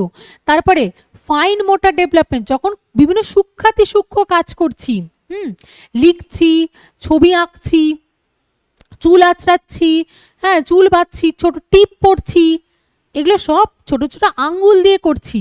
হ্যাঁ, তার মানে এই বিষয়গুলো হয়ে যাচ্ছে আমাদের ফাইন মোটর ডেভেলপমেন্ট, সূক্ষ্মাতি সূক্ষ্ম কাজ করা। বা কাগজ দিয়ে নৌকা বানাচ্ছি, আঙ্গুল দিয়ে করছি। এই রকম বিষয়। এবার বলেছে বিকাশের নীতি অনুযায়ী সর্বদা গ্রস মোটর আগে আসে আর ফাইন মোটর পরে বিকশিত হয়। কারণ আমরা জানি জেনারেল টু স্পেসিফিক ভাবে হয় আমাদের বিকাশ। কারণ জেনারেল বলতে পুরো অঙ্গের বিকাশ, তারপর ধীরে ধীরে একটা নির্দিষ্ট অঙ্গগুলোর বিকাশ করতে থাকে, সেই জন্য বলছে আমরা জেনারেল টু স্পেসিফিক। আর পুরো অঙ্গের বিকাশ মানেই হয়ে যাচ্ছে, বা পুরো পেশির বিকাশ মানে হয়ে যাচ্ছে আমাদের গ্রস মোটর। তাই বলছে বিকাশের নীতি অনুযায়ী সবসময় গ্রস মোটর আগে ঘটবে, আগে পুরো পেশির বিকাশ হবে, তারপর না ছোট ছোট অঙ্গগুলোর বিকাশ হবে। বাচ্চাটা প্রথমে ফোন নেবে, তারপর না আঙ্গুলগুলো যখন অ্যাক্টিভ হবে তখন না সে স্ক্রল করতে পারবে রিলসগুলো। সেই জন্য বলছে যে প্রথমে গ্রস মোটর হবে, তারপরে যখন ফাইন মোটর হবে তখন সে সূক্ষ্মাতি সূক্ষ্ম কাজগুলো করতে পারছে, সেটা হয়ে যাচ্ছে ফাইন মোটর ডেভেলপমেন্ট। ঠিক আছে, এটাকে আমরা মোটর বা চলনমূলক বিকাশ বলি। এইবার হচ্ছে আসল জায়গা যেখানে আমরা আমাদের জীবনের অনেকটা সময় পার করে এসেছি। হ্যাঁ, যেটা হচ্ছে শিশুর জীবন বিকাশের বিভিন্ন স্তর। একদম আমাদের কি হয়, প্রাক জন্মস্তর, প্রিন্যাটাল, মানে গর্ভধারণ থেকে যখন আমরা গর্ভে প্রথম এসেছি সে সময় থেকেও একটা বিকাশ চলেছে আমাদের গর্ভে। ঠিক আছে, তারপর থেকে জন্ম পর্যন্ত সেটাকে আমরা বলবো প্রিন্যাটাল বা প্রাক জন্ম। তারপরে আসছি আমরা শৈশবকাল, ইনফ্যান্সি, জন্ম হওয়ার পর থেকে 2 বছর বয়স পর্যন্ত, সেটা হয়ে যাচ্ছে শৈশবকাল বা ইনফ্যান্সি। তারপরে 3 নাম্বার সেটা হয়ে যাচ্ছে বাল্যকাল বা চাইল্ডহুড। সেখানে কত বয়স, সেটা হচ্ছে 2 থেকে 12 বছর। এই চাইল্ডহুডকে আমরা দুভাগে ভাগ করি, কি একটা হচ্ছে প্রারম্ভিক বাল্যকাল আর একটা হচ্ছে উত্তর বাল্যকাল। একটা হচ্ছে 2 থেকে 6 বছর প্রারম্ভিক বাল্যকাল আর 6 থেকে 12 বছর উত্তর বাল্যকাল। একে বলা হয় সব থেকে বৈচিত্র্যময় স্তর, সব থেকে বৈচিত্র্যময় স্তর। এটা মনে রাখবো, দেখবো যে কি বৈচিত্র্য আছে বাল্যকালে। হ্যাঁ, তারপরে কৈশোরকাল, অ্যাডোলেসেন্স। কৈশোরকালকে কি বলি আমরা, ঝড়ঝঞ্ঝার কাল একদম। ঠিক আছে, যেটা হচ্ছে 12 থেকে 18 বা 19 বছর বয়স পর্যন্ত, যেটা আমরা অ্যাডোলেসেন্স পিরিয়ড।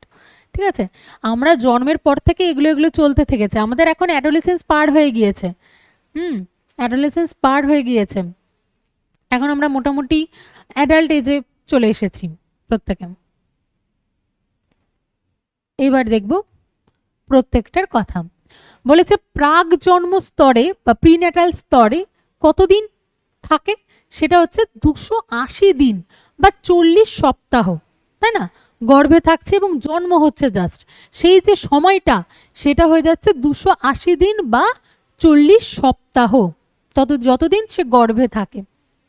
বলছে এটা একটা ব্যাকগ্রাউন্ড স্টেজ, যেহেতু মাঠে নামেনি, খেলছে না, সেজন্য ব্যাকগ্রাউন্ডে আছে। হ্যাঁ, অভ্যন্তরে গর্ভে আছে। মানব জীবনের সব থেকে দ্রুততম বৃদ্ধির সময়, গর্ভের মধ্যে খুব তাড়াতাড়ি বাড়ে না, কোথা থেকে কোথায় চলে যায় 40 সপ্তাহের মধ্যে, কত ফাস্ট আর গ্রোথ হচ্ছে থাকছে। সব থেকে বেশি দ্রুততম বৃদ্ধির সময় হচ্ছে আমাদের প্রাক জন্মস্তর, যেটা কিন্তু শুধুমাত্র গর্ভের মধ্যে, যেটা গর্ভের মধ্যে সব থেকে বেশি বৃদ্ধি হয়, সেটা হচ্ছে প্রাক জন্মস্তর। এরপরে আমরা আসব আমাদের শৈশবকাল। কি বলেছে, 2 বছর, জন্ম হওয়ার থেকে 2 বছর, মানে 0 থেকে 2 বছর। বলছে শিশু এই বয়সে সম্পূর্ণ পরনির্ভরশীল থাকে। 2 বছর বয়স পর্যন্ত আমরা নিজেরা কিছুই করতে পারতাম না, কেউ আমাদের হেল্প করতো, কেউ আমাকে কাজ করিয়ে দিত, তাই না? খাইয়ে দিচ্ছে, ঘুম পাড়িয়ে দিচ্ছে, মানে পুরোপুরি পরনির্ভরশীল ছিলাম। ধীরে ধীরে আমরা স্বনির্ভর হচ্ছি বিকাশের কারণে, সেজন্য আমরা বললাম না বিকাশ হচ্ছে পরনির্ভর থেকে স্বনির্ভরের প্রক্রিয়া। এইবার দেখা যাক কি কি ঘটায়। বলছে এসএসএ শৈশবকালে, মানে সর্বশিক্ষা অভিযান, তাই তো? সর্বশিক্ষা অভিযান নয়, কারণ এস হচ্ছে সেন্সারি মোটর মানে ইন্দ্রিয় চালিত, মানে এটা একটা কোড দেওয়া হয়েছে যাতে মনে থেকে যায়, সেই জন্য এসএসএ সর্বশিক্ষা অভিযান না। তো আমাদের হচ্ছে সেন্সারি মোটর মানে ইন্দ্রিয় চালিত। এই যে শৈশবকালে 0 থেকে 2 বছর বয়সের বাচ্চারা কি করে, সবসময় তাদের কাছে এই যে পঞ্চেন্দ্রিয়, চোখ, নাক, কান, ঠিক আছে, হাত, পা, ত্বক, এগুলোই হচ্ছে তার টিচার। এগুলোর মাধ্যমেই তারা সমস্ত কাজ করতে পছন্দ করে। দেখবেন যখন এই বাচ্চাগুলোকে কিছু দেওয়া হয়, সে সমস্তটা কি করে মুখের ভেতরে ঢুকিয়ে দেয়, তাই না? কারণ তাদের স্বাদ দিয়ে চেনার চেষ্টা করে, ঠিক আছে? কোনো কিছু হাতের সামনে ধরলে শক্ত করে ধরে রাখে, ছাড়তে চায় না। তাদের এই ধরনের যে চলনগুলো এই ধরনের যে ঘটনাগুলো ঘটায়, তারা এই 0 থেকে 2 বছর বয়সের মধ্যে ঘটায়। যেটা আমরা দেখেছিলাম জা পিয়াজের মতে, চোখ, কান, নাক, হাত, পাই হলো তাদের হচ্ছে শিক্ষক। স্বাদ এবং স্পর্শ দিয়ে পৃথিবীকে সে চেনার চেষ্টা করে। মানে বাইরে যত কিছু আছে সে সবকিছু টাচ করার মাধ্যমে, হ্যাঁ, বা তার মায়ের স্পর্শ সে খুব ভালো করে বোঝে, বা যে তাকে দেখাশোনা করছে সব সময়, এই ধরনের কথাটা জা পিয়াজে বলেছেন যে শৈশবকালে সেন্সারি মোটর মানে ইন্দ্রিয় চালিত হয় সমস্ত কিছু। আর কি কি হয় এই শৈশবকালে? এস মানে সোশ্যাল অ্যাটাচমেন্ট, মানে এই সময় বাচ্চাদের মধ্যে মানুষের সাথে, অপর মানুষের সাথে অ্যাটাচমেন্ট তৈরি হয়। কার সাথে সব থেকে বেশি হয়? মায়ের সাথে, বা যে তাকে দেখাশোনা করছে, পরিচালনা করছে, তার সাথে সব থেকে বেশি তার অ্যাটাচমেন্ট তৈরি হয়। হ্যাঁ, যেরকম সোশ্যাল অ্যাটাচমেন্ট কি বলছে, মায়ের প্রতি তীব্র টান তৈরি হওয়াকে, এবং সেপারেশন অ্যাংজাইটি থাকে, মায়ের প্রতি প্রচন্ড টান থাকে, বা যাকে সে সব থেকে ভালোবাসে। আর তীব্র টান কিরকম? তীব্র টান থাকে। আর সেপারেশন অ্যাংজাইটি কিরকম?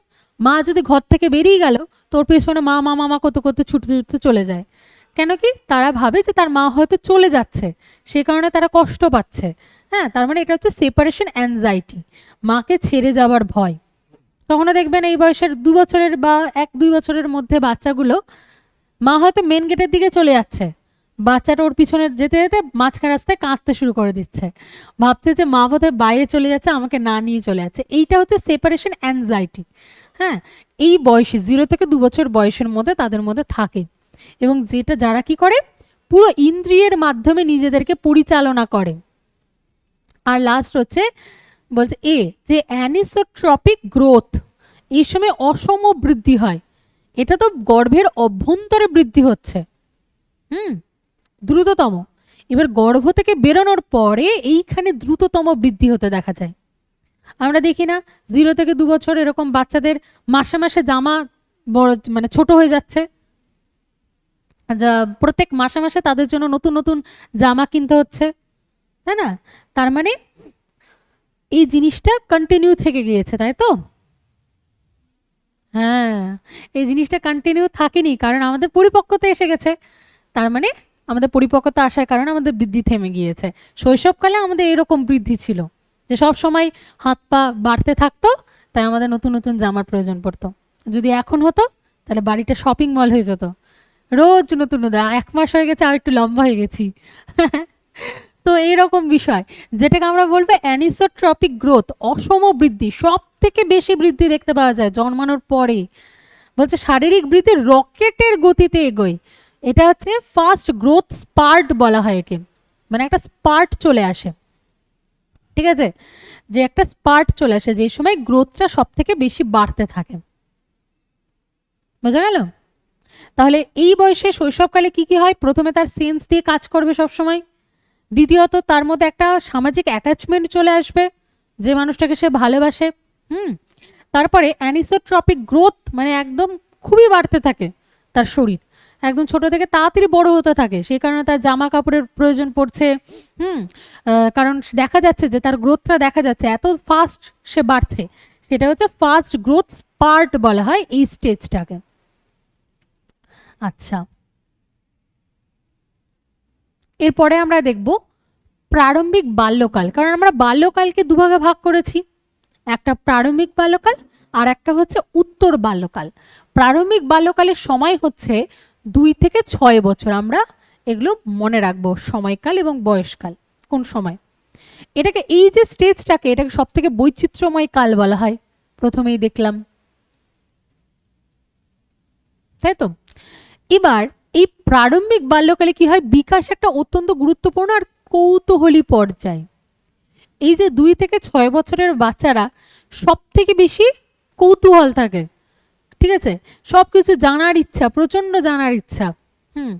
এই বাচ্চাগুলোকে যদি, এই বয়সের বাচ্চাগুলোকে সাথে নিয়ে বাইরে যাবেন, বলবে যে গাছের পাতা কেন সবুজ হচ্ছে, আকাশ কেন এতটা নীল হচ্ছে, আকাশ তো সকালে দেখলাম নীল ছিল, এখন কেন কালো হতে শুরু করলো, প্রচুর রকমের প্রশ্ন থাকে, এটা কেন, ওটা কি, এই ধরনের প্রশ্নগুলো থাকে। মানে তার কৌতূহল খুবই বেশি, এটা সব থেকে বেশি কৌতূহলের পর্যায়ে যদি বলা হয় তাহলে হচ্ছে উত্তর প্রারম্ভিক বাল্যকাল। আর এই বয়সটাকে কি বলবো আমরা, খেলার বয়স, টয় এজ। এই 2 থেকে 6 বছরের মাঝে মাঝে যে বাচ্চাগুলো থাকে তারা কিন্তু অপরের সাথে নিজের খেলনাগুলো শেয়ার করতে চায় না, বা নিজেদের কোনো পছন্দের জিনিসগুলো কখনো শেয়ার করবে না। কেন করবে না? কারণ ওটার প্রতি তার এতটাই ভালোবাসা, ওই যে অ্যাংজাইটি চলে আসবে। ওটা আগের স্টেজে, পরের স্টেজে সে দিতেই চায় না। যেরকম আমরা এই বয়সের বাচ্চাগুলোকে রাগানোর জন্য করি না, যে ওর মাকে জড়িয়ে ধরলাম, এটা আমার মা, হ্যাঁ এগুলো কাজ করি, বা এটা আমার দিদি, জড়িয়ে ধরে বললাম, তখন বাচ্চাটা ঠিক চলে আসে, বলছে না ছাড়ো, এটা আমার মা, এটা আমার দিদি। বা আমরা বলি না, এই খেলনাটা নিয়ে চলে গেলাম রে বাড়িতে, হ্যাঁ তখন হচ্ছে বাচ্চাটা কি করে, না না না আমার ওটা খেলনা, ওটা আমার খেলনা। মানে ওর আমার, মানে নিজের জিনিসগুলোকে বেশি পছন্দ করে, অপরের সাথে শেয়ার করতে পছন্দ করে না। 2 থেকে 6 বছরের বাচ্চাদেরকে, দুটো বাচ্চাকে একসাথে রেখে দেবেন পাশাপাশি, দেখবেন ওরা দুজনেই দুজনের খেলনা নিয়ে খেলছে, না হয় পাশের জন্য একটা পছন্দ হলে সেটা ছিনিয়ে নিয়ে নিজে নিজে খেলছে। হ্যাঁ, সে কাঁদছে কি কাঁদছে না তার কোনো যায় আসছে না। হ্যাঁ, তাই বলছে বাস্তব বন্ধুদের চেয়ে পুতুল, গাড়ি, খেলনা নিয়ে একা একা মেতে থাকতে ভালোবাসে। এদের কাছে বাস্তব জীবন বলতে এগুলোই, তাদের খেলনা, ঠিক আছে, বা তারা যে খেলনাগুলো পছন্দ করে বা যেগুলো নিয়ে খেলে সবসময় বা থাকে, ঠিক আছে, তার এই বাস্তব জীবন সম্পর্কে কোনো যায় আসে না। সেটাই বলছে যে, এবং একা একা মেতে থাকতে তারা ভালোবাসে, সেজন্য বলছে এটা হচ্ছে সলিটারি প্লে বা একা খেলা, একা একা খেলতে ভালোবাসে সব সময়। সেজন্য এই এজটাকেই বলবো টয় এজ, প্রারম্ভিক বাল্যকালকে। তারপরে আসছে একদম প্রশ্ন করা, ওই যে বললাম প্রচুর কৌতূহল, হ্যাঁ সেজন্য প্রচুর প্রশ্ন করবে। কি বলছে, কোয়েশ্চেনিং এজ বলা হয়। কৌতূহল থেকে তুঙ্গে, মুখে সবসময় একটা প্রশ্ন, কেন, ওটা কি। যদি আমরা বলি বাচ্চাদেরকে, এই এটা হচ্ছে বাইরের খাবার, হ্যাঁ এটা বাইরের খাবার, চকলেট খাবি না, চকলেট খেলে দাঁতে পোকা হবে, হ্যাঁ কিছুই না, প্রথম বললাম চকলেট খাবি না, বাচ্চাটা কি বলবে, কেন, কেন খাবো না, বলছে যে না দাঁতে পোকা হবে, বলছে ওর কোনো যায় আসে না, দাঁতে পোকা মানে কি, ওরা তো জানেই না বাস্তব জীবন। হ্যাঁ, সেই জন্য এই প্রশ্নগুলো তারা করে, ওটা কি, এটা কেন। আমি বাচ্চাদেরকে বলতে শুনেছি, পিঁপড়ারা একসাথে লাইন করে যায়, ওরা পিঁপড়াগুলোকে সরিয়ে দেয়, তারপর দেখা যাচ্ছে আবার কিছুক্ষণ পর পিঁপড়াগুলো একসাথে যাচ্ছে। হ্যাঁ, একদম রিয়েল লাইফে দেখা। তখন বলছে পিঁপড়াগুলো কেন একসাথে যায় সবাই, তাকে সেটারও উত্তর দিতে হবে। কিউরিসিটি একদম প্রচুর তুঙ্গে থাকে, তারপরে প্রচুর প্রশ্ন করতেই থাকে, এটা কি, ওটা কি, সেটা কি। আর একটা প্রশ্ন করে, মজার প্রশ্ন, যে টিভি আছে, টিভির ভেতরে মানুষগুলো ঢুকলো কিভাবে, টিভিতে তো তুমি দেখছো। হ্যাঁ, আমাদের একটা বেশি প্রশ্ন বোধহয় এসেছিল ছোটবেলায়, তাই না? এখনকার বাচ্চারা তো ফোন দেখেছে, হ্যাঁ সেই জন্য ওদের মাথায় এটা একটা সেট হয়ে গেছে। এখনকার বাচ্চারা খুব কম প্রশ্ন করে এটা, যে টিভির মধ্যে মানুষগুলো কি করে আসলো। হ্যাঁ, কিন্তু আমরা যখন অনেক ছোট ছিলাম তখন আমাদের মাথায় আসতো, ঠিক তো, এত তাড়াতাড়ি গানগুলো করছে, ড্রেসগুলো এত তাড়াতাড়ি চেঞ্জ করছে কেমন করে, আসতো না যে এত তাড়াতাড়ি ফার্স্ট ড্রেস চেঞ্জ করে নিল। আমরা তো নাচের ক্লাসে গিয়ে ড্রেস এত তাড়াতাড়ি চেঞ্জ করতে পারতাম না। এই প্রশ্নগুলো আসতো। হ্যাঁ, যেটা এখন হয়তো বাচ্চাদেরটা অনেকটাই কমে গেছে, কারণ ওরা ফোন দেখে দেখে অভ্যস্ত হয়ে গেছে। তো এরকম প্রচুর প্রশ্নকরণ থাকবে এই স্টেজে, একদম কিউরিসিটি একদম পিকে থাকবে, কৌতূহল একদম চূড়া, প্রচুর কিছু জানতে চাই ওরা এই বয়সে।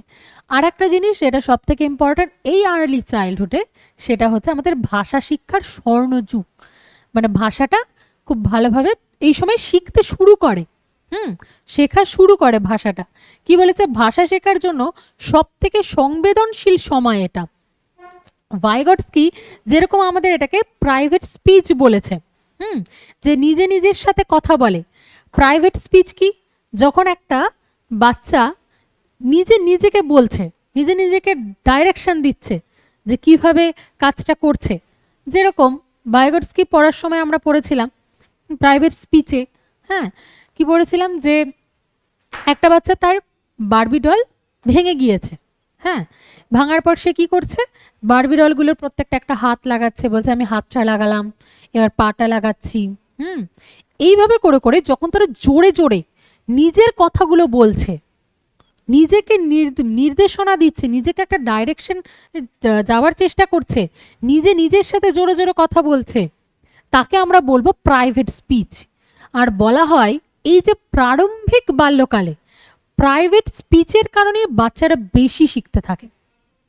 ভালো করে ভাবুন যে কখনো কিন্তু আমরা বাচ্চাদেরকে এমন কিছু কথা শেখাই না যে সব কথা যেগুলো শেখাচ্ছি সেগুলোই কি তারা বলছে, কখনো কিন্তু সেগুলো বলতে পারে না। ঠিক আছে, আমরা বাইরে থেকেও অনেক কিছু না শিখে, মানে না শিখিয়েও ওরা অনেক কথা বলে। হুম, আমরা দেখি তো নিজে থেকে যখন ওরা অনেক কিছু বলতে থাকে, তার মানে এই প্রাইভেট স্পিচের কারণে কিন্তু তাদের মধ্যে তৈরি হয়। নিজে নিজে একা একা কথা বলে অনেক বাচ্চা, বেশিরভাগ বাচ্চাই।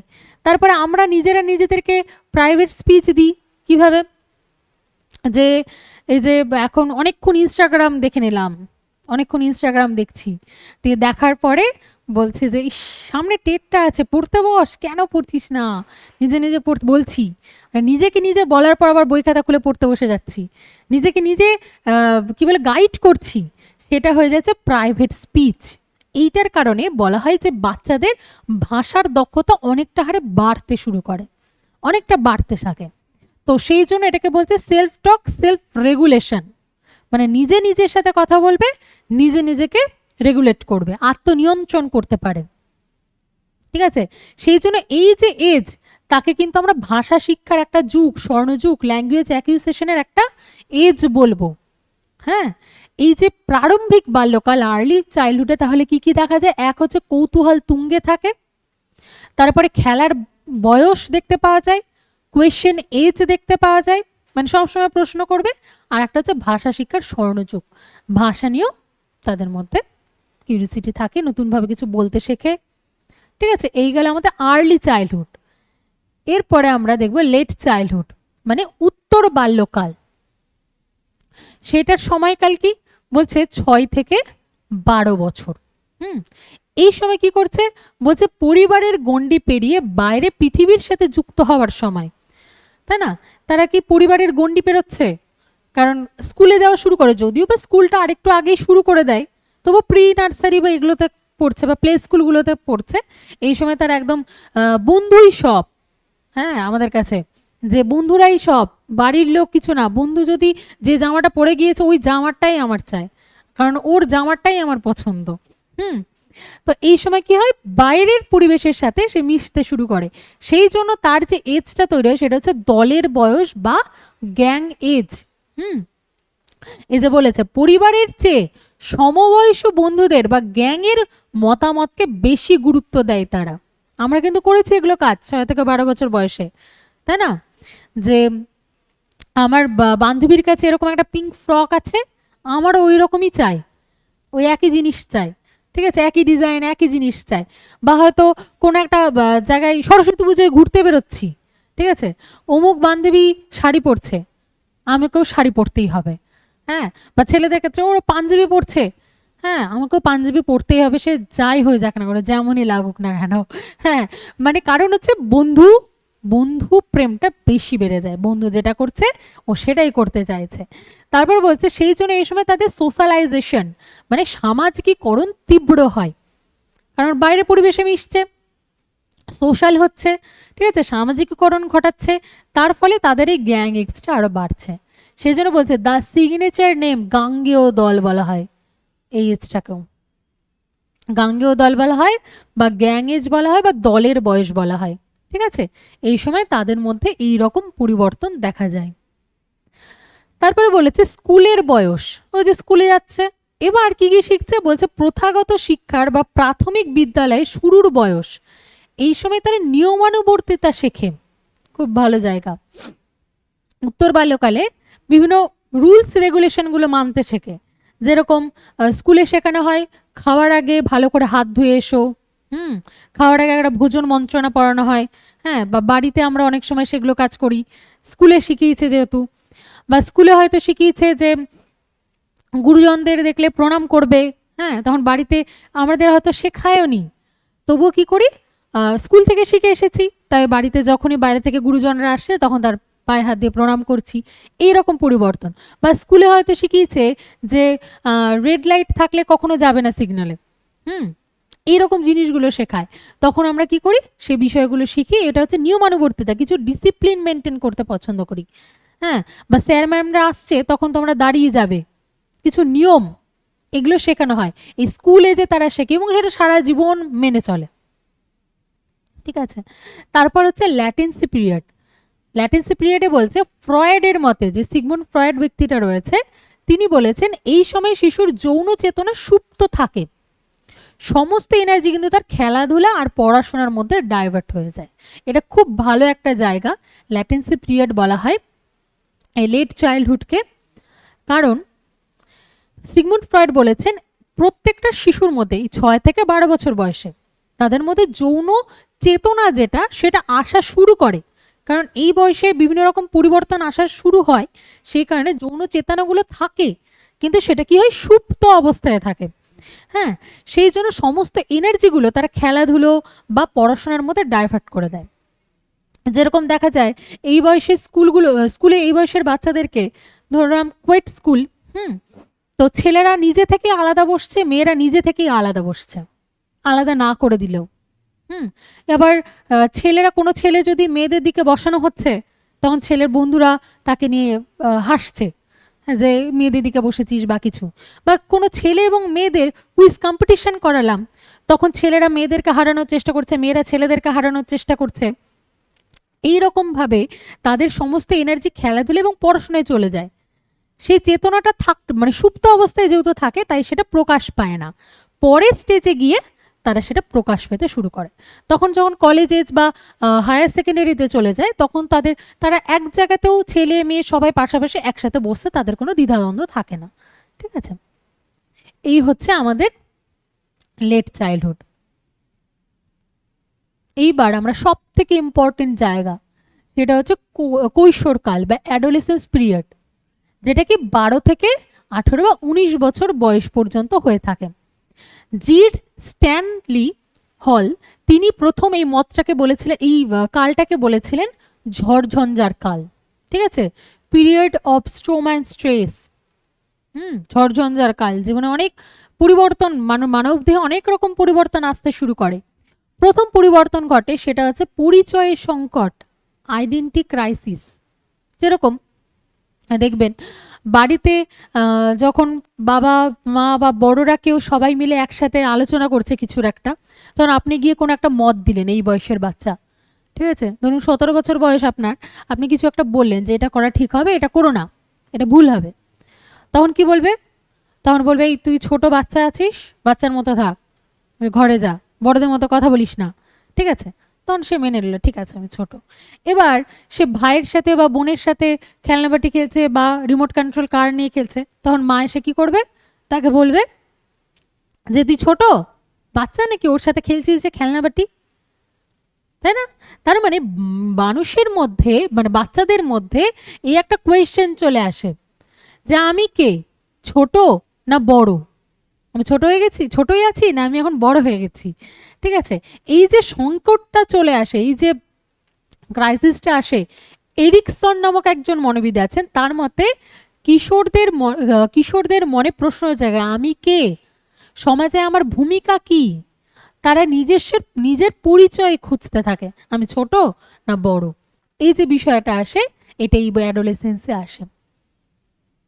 তারপর এখানে কি বলছে, হরমোনের সুনামে বা পিউবার্টি, বলছে এই সময় দ্রুত শারীরিক এবং যৌন পরিপক্কতা আসে, যার কারণে কি হয়, আকস্মিক পরিবর্তনের ফলে বিভিন্ন মুড সুইংস দেখা যায়। এই সময় কি হয়, ছেলে বা মেয়েদের হঠাৎ করে রাগ বেশি হয়ে যায়, আর রেগে যায়, ঠিক আছে, যেরকম রেগে একা একা বসে আছে কোনো বাচ্চা, তাকে হয়তো মা এসে বলে কি কি হয়েছে, তোমরা কেউ আমাকে বোঝো না, তোমরা যাও তো। মানে নির্দিষ্ট কোনো ঘটনাই ঘটেনি কিন্তু এরকম অপরজনের প্রতি রাগ দেখিয়ে দেয়। হ্যাঁ, মানে এদের কি হচ্ছে, মুড সুইংস দেখতে পাওয়া যাচ্ছে, ইমোশনাল একটা রোলার কোস্টার তৈরি হয়। রোলার কোস্টার কি, সামনে যা আসবে পিছে চলে যায়। হ্যাঁ, তো ঠিক সেরকম একটা ইমোশনসগুলো এতটা বেশি অ্যাক্টিভ হয়ে যায়, হ্যাঁ, যে ইমোশনগুলো মনে হয় যেন মানুষকে পিছে চলে যাচ্ছে এই বয়সগুলোতে। কারণ এই সময় তাদের কি হয়, হরমোনাল পরিবর্তন ঘটে, যার ফলে শারীরিক এবং যৌন পরিপক্কতা আসে, যার ফলে অপর লিঙ্গের প্রতি, একে অপর লিঙ্গের প্রতি তাদের আকর্ষণ বৃদ্ধি পায়। ঠিক আছে, যেটা আগের স্টেজে এসে সুপ্ত অবস্থায় থাকে, যে এনার্জিটা তারা পড়াশোনা, খেলাধুলা বা অন্য কাজে ব্যবহার করে, সেটা কিন্তু এই স্টেজে এসে অন্যরকম হয়ে যায়। এইবার বিমূর্ত চিন্তা বা অ্যাবস্ট্রাক্ট থিঙ্কিং, আগের স্টেজগুলোতে তারা খুব একটা কল্পনা করতে পারতো না, এখন তারা অ্যাবস্ট্রাক্ট থিঙ্কিং করতে পারে, পেঁয়াজের মতে বস্তু সামনে না রেখেও তারা লজিক খাটাতে পারে। যেরকম আমরা লিখতে পারি, আগে কি করতাম, বাংলাগুলোকে, বাংলা লেখা বা কিছু নোট মুখস্থ করতাম, এখন আমরা নিজে বুঝে নিয়ে তারপরে সেটা সম্পর্কে লিখতে পারি, বা কবিতাকেও বানাতে পারে, কবিতা লিখতে পারে। ঠিক আছে, তার মানে কোনো বিষয়টা সামনে নেই তবু আমরা কল্পনা করে সেটা কাজটা করতে পারছি। যখন এই কাজগুলো করতে পারা শুরু হয় সেটা হচ্ছে আমাদের অ্যাডোলেসেন্স পিরিয়ড। বলছে আদর্শবাদ, কাল্পনিক জগৎ এরকম একটা তৈরি হয়, কাল্পনিক জগৎ তৈরি হয় তাদের, তারা কল্পনা করতে পছন্দ করে। কোনো ছেলে বা কোনো মেয়ে ভাবছে যে আমি বড় হয়ে ডাক্তার হচ্ছি, ইঞ্জিনিয়ার হচ্ছি বা টিচার হচ্ছি, তাদের একটা কল্পনা চলে আসে, এরকম জায়গায় পৌঁছে যাব, এরকম জায়গায় আমি পৌঁছাবো। ঠিক আছে, তারপর আদর্শবাদ, নির্দিষ্ট কোনো একজনের আদর্শকে মেনে চলছে, যে যে যে লাইনগুলো, বাণীগুলো বলে গিয়েছে, সে বাণীগুলো শুনে শুনে নিজেকে আরো মোটিভেট করছে, এই বিষয়গুলো। এটা হচ্ছে ইমাজিনেশন একদম আনলকড হয়ে যায়, পুরো ইমাজিনেশন করতে থাকে, সবসময় ইমাজিন করতে থাকে সমস্ত কিছু, সেটা হয়ে যাচ্ছে অ্যাবস্ট্রাক্ট থিঙ্কিং, যেটা অ্যাডোলেসেন্সে হয়ে থাকে। তারপরে বলছে হিরো ওয়ার্শিপ বা বীর পুজো। হ্যাঁ, এই বয়সে কি করে, তারা বিভিন্ন মানুষকে নিজের একটা আইডিয়াল পার্সন বলে মনে করেন, তাই না? আমাদের প্রত্যেকের কোনো না কোনো একটা আইডিয়াল পার্সন আছে, হতে পারে পাড়ার সেই কোনো এমন ব্যক্তি যে আমি যে চাকরির পরীক্ষা কোয়ালিফাই করতে চাইছি সে সেই পরীক্ষাটা কোয়ালিফাই করেছে, তার মানে সে তোমার কাছে আইডিয়াল ব্যক্তি। ঠিক আছে, তার কাছে তুমি শুনছো যে কিভাবে পড়াশোনা করেছে বা কি করেছে। বা হতে পারে যে যার মোটিভেশন আমার খুব ভালো লাগে, ধরে নিলাম সন্দীপ মাহেশ্বরী, কোনো কোনো মানুষের আইডিয়াল পার্সন হতে পারে, তাই না? আবার রিসেন্ট একটা জিনিস দেখা গিয়েছে মালদা থেকে, যে দুটো বাচ্চা মেয়ে বিটিএস আর্মির জন্য চলে গিয়েছে, তাই না? হ্যাঁ, মালদা গার্লসের দুটো মেয়ে যারা হচ্ছে চলে গিয়েছে এরকম, বিটিএস আর্মির কাছে নিয়ে যাওয়া হবে এরকম বলে। তার মানে বিটিএসটা কি তার কাছে একটা আইডিয়াল পার্সন, তার গানগুলো তাদের খুব পছন্দ হয়, তার হেয়ার স্টাইল খুব পছন্দ হয়, তার মতো করে হেয়ার স্টাইল করছে হয়তো ছেলেরা বা মেয়েরা, চেষ্টা করছে মেয়েরাও, তো এইরকমভাবে। বা সেলিব্রিটি কোনো শিক্ষক নেতাকে আইডিয়াল বানিয়ে যে কাজ করে, কারো ঋত্বিক রোশনকে পছন্দ, সে তার মতো বডি বানানোর চেষ্টা করছে, ডান্স করার চেষ্টা করছে। হ্যাঁ, এইরকম যে বিষয়গুলো, তার মানে সেলিব্রিটি বা এগুলোকে যারা কপি করার চেষ্টা করে, তাদের হেয়ার স্টাইলগুলো কপি করছে, তাদের মতো দেখতে চাইছে। যেরকম মালদা তো আছে আমাদের একজন জিতের মতো আছে না দেখতে, সাহেব বলে একজন, তো যাই হোক, সে কি করছে, অপরজনকে কপি করছে। তার মানে এগুলো হচ্ছে হিরোশিপ, যখন একে অপরকে আইডিয়াল মানছে বা একে অপরকে কপি করছে, হ্যাঁ, সেটা হচ্ছে হিরো ওয়ার্শিপ। তার মানে এই ঘটনাগুলো আমরা কিন্তু আমাদের অ্যাডোলেসেন্সে দেখতে পাই। আর সব থেকে যেটা এই যা পিউবার্টি বা হরমোনের সুনামির কারণে আমাদের এত পরিবর্তন আসে, আর হচ্ছে পরিচয়ের সংকট তৈরি হয়।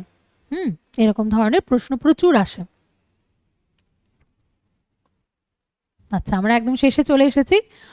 বলছে সার সংক্ষেপে বলছে পূর্ণাঙ্গ মানুষের একটা রূপরেখা, ধরে নিলাম এটা একটা মানুষ, তার মধ্যে বৃদ্ধি হচ্ছে একটা ভিত্তি, মানে ভিত্তি প্রস্তর, মানে তোমার ফাউন্ডেশন, বাড়ি তৈরি করার সময় একটা ভিত দেয় না, তারপরে বাড়ি তৈরি হয়, মানে বৃদ্ধি হবে তবে না আমরা ওপরে বিকাশ করতে পারবো। সেটাই বলছে যে একটা ফাউন্ডেশন, মানে একটা ফাউন্ডেশন, একটা, ঠিক আছে, একটা ভিত্তি, সেটা হচ্ছে বৃদ্ধি। আর বিশাল বড় অংশ সেটা হচ্ছে বিকাশ, যেটা সব সারা জীবনভাবে চলতে থাকে, তাই তো? আর বৃদ্ধিও আমাদের সারা জীবনব্যাপী চলতে থাকে, তাই তো? না, বৃদ্ধি একটা নির্দিষ্ট বয়সে এসে যখন পরিপক্ক হবে তখন থেমে যায়, আর বিকাশ হচ্ছে সারা জীবনব্যাপী। আচ্ছা, বলছে বৃদ্ধি শরীরকে কাঠামোগতভাবে প্রস্তুত করে, যে কাজ করে এবার প্রস্তুত করে কাঠামোগত দিক থেকে, আর বিকাশ সেই ভিত্তির ওপর আজীবন দক্ষতা গড়ে তোলে, তাই তো? এবার আমরা যেগুলো পড়েছিলাম সেগুলো একবার রিভাইজ করব। কি কি বলেছে? পিএমএসএল, যেটা হচ্ছে বৃদ্ধির একটা বৈশিষ্ট্য, যে ফিজিক্যাল, মেজারেবল, সোশ্যাল, স্টপ, তারপরে হচ্ছে এল লিমিটেড, মানে একটা জায়গায় সীমাবদ্ধ হয়ে গিয়েছে। তারপর WIPQ, সেটা হচ্ছে আমাদের বিকাশের একটা সমগ্রতার ওপর। তারপরে সেফালোকোডাল পড়েছি, প্রক্সিমোডিস্টাল পড়েছি। সেফালোকোডাল কি পড়েছি? একদম মাথা থেকে পা পর্যন্ত নিম্নাভিমুখী যে বিকাশ তাকে আমরা সেফালোকোডাল বলবো। আর কেন্দ্র থেকে বাইরের দিকে, ঠিক আছে, পুরো হাতের বিকাশ, তারপর আঙ্গুলের বিকাশ হচ্ছে, সেগুলো হচ্ছে প্রক্সিমোডিস্টাল। তারপরে আমরা পড়েছি আমাদের 4টে প্রধান স্তর। একটা হচ্ছে প্রাক জন্ম, তারপরে কৈশোর, তারপরে হচ্ছে প্রাক জন্ম, তারপরে কি আছে, শৈশবকাল, তারপরে হচ্ছে বাল্যকাল, উত্তর বাল্য একটা, পূর্ব বাল্য একটা, উত্তর বাল্য, তারপরে হয়ে যাচ্ছে আমাদের কৈশোরকাল, ঠিক আছে, সেগুলো। আচ্ছা, এবার আমরা এখান থেকে কিছু কোয়েশ্চেন অ্যান্সার সলভ করব। প্রথম প্রশ্ন তোমরা বলবে যে বিকাশ একটি প্রক্রিয়া যা চলতে থাকে, কোনটা হবে? সারা জীবন, কারণ এই বিকাশ সারা জীবনব্যাপী প্রক্রিয়া, তাই তো? 2 নাম্বার, নিম্নের কোনটি পরিমাণগত পরিবর্তন?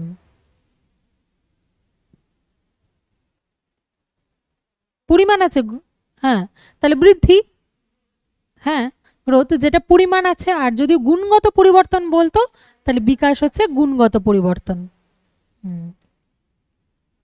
তারপরে 3 নাম্বার বলেছে বিকাশ প্রধানত বোঝায়, কি বোঝায় বিকাশে?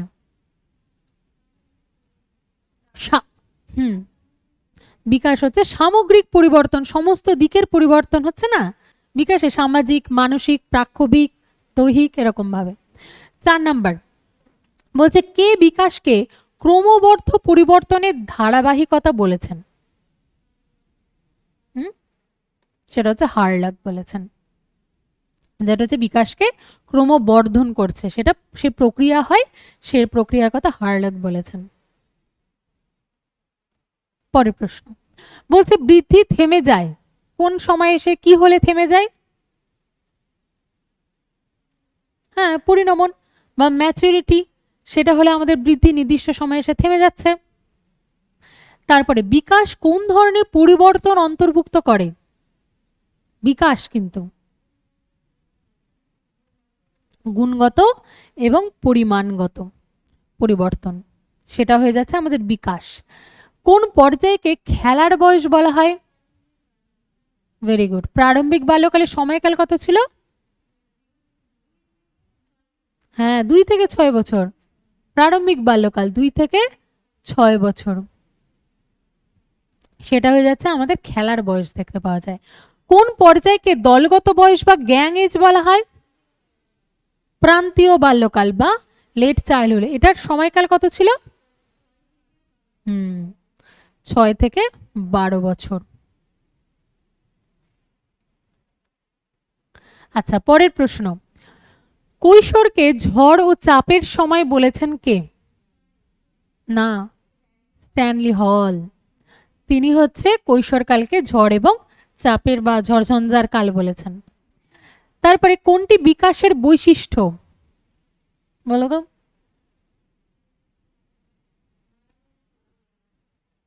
হ্যাঁ, ধারাবাহিক প্রক্রিয়া, একটা কন্টিনিউয়াস প্রসেস, ঠিক আছে, এই বিটা হচ্ছে বিকাশের একটি বৈশিষ্ট্য।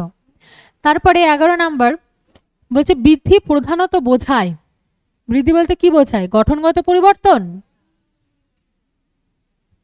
বৃদ্ধি কি? সামাজিক আচরণ, আবেগীয় পরিপক্কতা, নৈতিক আচরণ। সঠিক হচ্ছে বৃদ্ধি গঠনগত পরিবর্তন, কারণ আমরা ফিজিক্যাল পি দিয়ে পড়লাম না, গঠনের পরিবর্তন হচ্ছে বৃদ্ধি। তারপরে 12 নাম্বার, বিকাশ হলো কন্টিনিউয়াস, একটা ধারাবাহিকভাবে চলতে থাকে, সেটা হচ্ছে বিকাশের পরিবর্তন।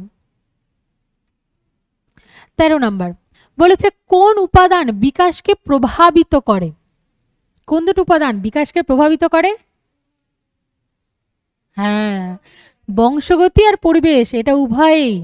কারণ আমাদের বিকাশের উপর বংশগতির যেরকম প্রভাব পড়ে, পরিবেশেরও প্রভাব পড়ে, সমাজের প্রভাব পড়ে। 14 নাম্বার বলছে প্রাক জন্ম পর্যায় কতটা হয়? প্রাক জন্ম কিন্তু 6 মাসে জন্মে যায়। হ্যাঁ, 9 মাস, 9 মাস পর্যন্ত গর্ভে থাকে, সেজন্য হচ্ছে প্রাক জন্ম পর্যায়। চিন্তা ও যুক্তির সাথে কোন বিকাশ সম্পর্কিত? চিন্তা ক্ষমতা, যুক্তি ক্ষমতা যখন বিকাশ ঘটে তখন কোন ধরনের বিকাশ? চিন্তা আর হচ্ছে বৌদ্ধিক বিকাশ, তাই না? চিন্তা করতে পারছে, তবে না বৌদ্ধিক, ইমোশন মানে তো হাসি কান্না আবেগগুলো নিয়ন্ত্রণ করতে পারছে, তখন হয়ে যাচ্ছে এটা। তাহলে এখানে চিন্তা যুক্তি বলতো না, তাই না? চিন্তা যুক্তি যখন বলছে তখন কগনিটিভ ডেভেলপমেন্ট হয়ে যাচ্ছে, বৌদ্ধিক বিকাশ। তারপরে বিকাশ শুরু হয় কোন সময়?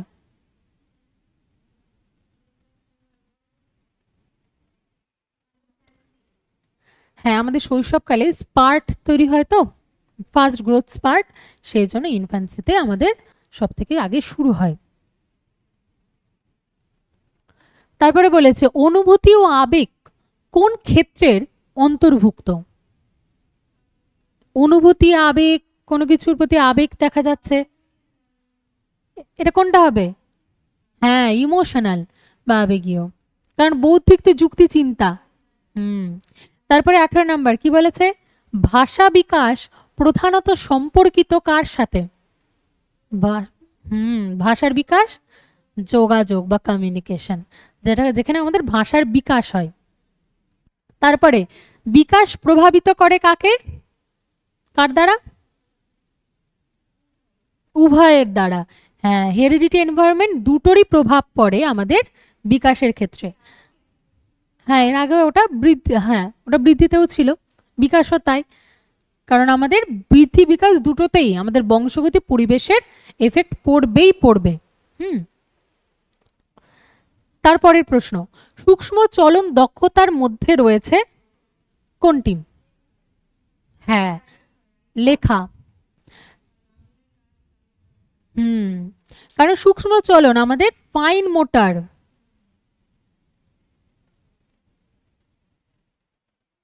ফাইন মোটর ডেভেলপমেন্ট মানে একটা সূক্ষ্ম পেশির কাজ, তার মানে সেটা হয়ে যাচ্ছে একটা লেখা। আর যখন রানিং, জাম্পিং, ওয়াকিং এগুলো বড় বড় পেশির কাজ, তাহলে কি হবে? হ্যাঁ, তাহলে গ্রস মোটর ডেভেলপমেন্ট হয়ে যেত।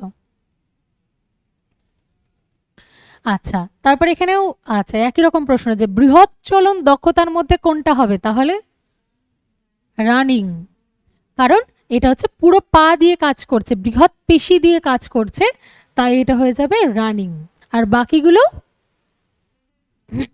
Fine motor, fine motor. পরের প্রশ্ন, অন্যদের সাথে মিথস্ক্রিয়া কোন বিকাশের অংশ? সামাজিক বিকাশের অংশ, কারণ ফিজিক্যাল ডেভেলপমেন্ট এগুলো তো আলাদা বিষয়, দৈহিক বিকাশ এগুলো রকম যদি কথা বলতো তাহলে আমরা বাকিগুলো করতাম। তারপরে বলেছে বিকাশ অনুসরণ করে কাকে? কোন প্রসেসটাকে বিকাশ অনুসরণ করে? ভেরি গুড, নির্দিষ্ট ধারাকে, কারণ এলোমেলো ভাবে তো চলে না বিকাশ, হঠাৎ পরিবর্তন হয় না, কোনো ক্রম নেই, এটা তো হতে পারে না, ক্রম তো আছে, কারণ আমরা ক্রম সমষ্টিমূলক বলেছি, ধারাবাহিক বলেছি। 24 নাম্বার বলেছে বৃদ্ধি শব্দটি বোঝায় কার দ্বারা? বৃদ্ধি হয় শারীরিক, শারীরিক বৃদ্ধি। তারপরের প্রশ্ন, 6 থেকে 11, ঠিক আছে, বয়সের পরিচিতি কোনটা দিয়ে বলবো? 6 থেকে 11।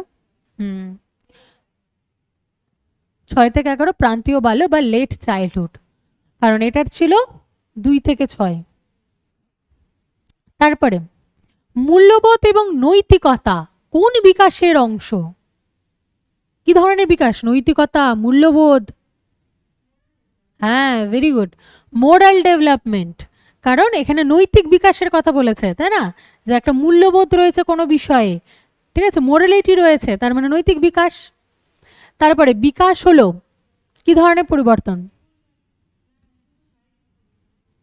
না, কি ধরনের পরিবর্তন, না কি ধরনের, হ্যাঁ, জীবনব্যাপী প্রক্রিয়া, লাইফ লং প্রসেস, সারা জীবন বিকাশ ঘটে। তারপরে পেশি ও হাড়ের বিকাশ সম্পর্কিত কোনটি? ফিজিক্যাল ডেভেলপমেন্ট বা দৈহিক বিকাশ, এটা পেশি এবং হাড়ের সাথে সম্পর্ক আছে। তারপর বলেছে বিকাশকে সবচেয়ে ভালোভাবে বোঝানো যায় কার দ্বারা? ধারাবাহিক পরিবর্তন, ঠিক আছে। সিটেটে এই প্রশ্নগুলো না রিপিট এসেছে, যেটা হচ্ছে ধারাবাহিক পরিবর্তন। এইবার আমরা পড়বো একটা বিবৃতি। বিবৃতির জন্য আমরা কি বলেছি? প্রথমে আমাদের বিবৃতি পড়তে হবে, তারপরে যুক্তি পড়ব, তারপরে অপশনসগুলো দেখব যে যথাযথ কোনটা আসছে। প্রথমে তাহলে বিবৃতি পড়ি। কি বলেছে অ্যাসেরেশনে? যে শৈশবকাল থেকে বাল্যকাল প্রবেশের সময় শিশুর শারীরিক বৃদ্ধির গতিবেগ হঠাৎ হ্রাস পায়, কিন্তু এর স্থবিরতা বা ধীরগতি আসলে শিশুর সামগ্রিক বিকাশের জন্য একটা অত্যন্ত প্রয়োজনীয় এবং ইতিবাচক প্রক্রিয়া। বাক্যটা ঠিক কি ভুল? ঠিক, একদম ঠিক, ঠিক আছে, এটা সঠিক। কারণ বলছি, অনেকের মনে হতে পারে, প্রশ্নটা ভালো করে দেখবে, যে শারীরিক বৃদ্ধির গতিবেগ হঠাৎ হ্রাস পেয়ে যায়। অনেকে ভাবে যে না, হঠাৎ তো হ্রাস পায় না, কিন্তু হ্রাস পায় কোথায়? একদম প্রথম স্টেজে আমরা যখন দেখলাম তখন কি দ্রুত গতিতে গ্রোথ, ফাস্ট স্পার্ট, তারপরে মাঝখানে একটু ধীরে গতিতে হয়, তারপরে লাস্টে আমরা যখন অ্যাডোলেসেন্স পড়লাম তখন সেখানে আমরা দেখছি যে আবার সেই গ্রোথটা স্পার্টে চলে এসেছে। একবার দেখিয়ে দিই, দেখো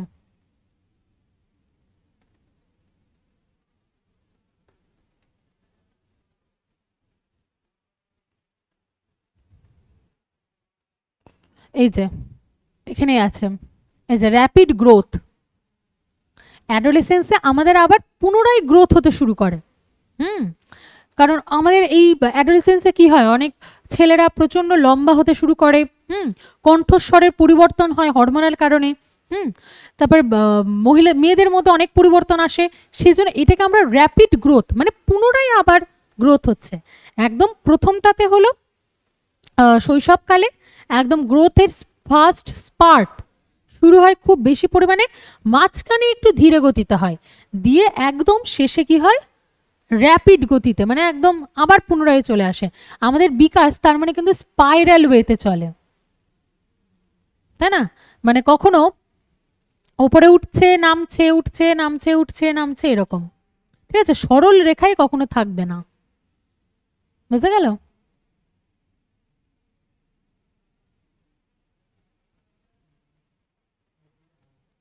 হ্যাঁ, ওটা তো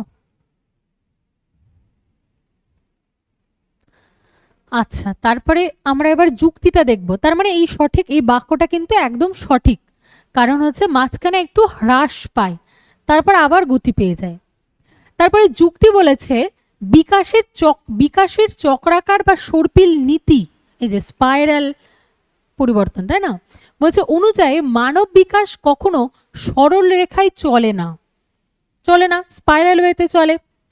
পূর্ববর্তী স্তরে অর্জিত বৃদ্ধি, আগে থেকে আমরা বৃদ্ধি অর্জন করেছি, সেই বৃদ্ধি শিখনকে মগজ এবং শরীরের স্থায়ী করার জন্য বিকাশের গতি সাময়িকভাবে ধীর হওয়াও আবশ্যক। তার মানে এই দুটো কিন্তু লিঙ্ক আছে, দুটো বাক্যের মধ্যে লিঙ্ক আছে। কি লিঙ্ক আছে? যে দুটোরই সাময়িকভাবে, মানে একটু ধীর গতিতে হয়ে থাকা সম্ভব, কারণ সরল রেখায় কখনো আমাদের জীবন বা বিকাশ চলে না, স্পাইরাল ওয়েতে চলে। ঠিক আছে? তো সেই জন্য এইবার দেখবো আমরা অপশনসগুলো। এ সত্য কিন্তু আর সম্পূর্ণ মিথ্যা, এ এবং আর উভয়ই সত্য কিন্তু আর হলে এর সঠিক ব্যাখ্যা নয়, এ এবং আর উভয়ই সত্য আর হলে এর সঠিক এবং নিখুঁত ব্যাখ্যা। হ্যাঁ, কারণ এই দুটোই বাক্য সত্য ছিল। প্রথমে বললাম এ এবং আর উভয় সত্য, ঠিক কথা বলেছে।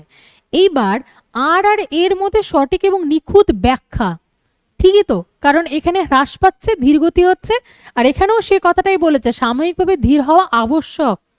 তার মানে দুটো কাজের, দুটো বাক্যের মধ্যে লিঙ্ক আছে, ঠিক আছে? তার জন্য সঠিক উত্তর হয়ে যাচ্ছে গ। তাহলে এখানে আমাদের হচ্ছে বৃদ্ধি বিকাশের বিষয়টা শেষ। আমরা আমাদের কোনো অসুবিধা থাকলে আমরা আবার দেখবো, নোটগুলো আমরা পেয়ে গিয়েছি অলরেডি। ঠিক আছে, ভালো লাগলে অবশ্যই ক্লাসগুলোকে শেয়ার করবেন এবং লাইক করবেন, আর আমাদের দামস টিউটোরিয়াল পেজের সাথে অবশ্যই জুড়ে থাকবেন। Thank you.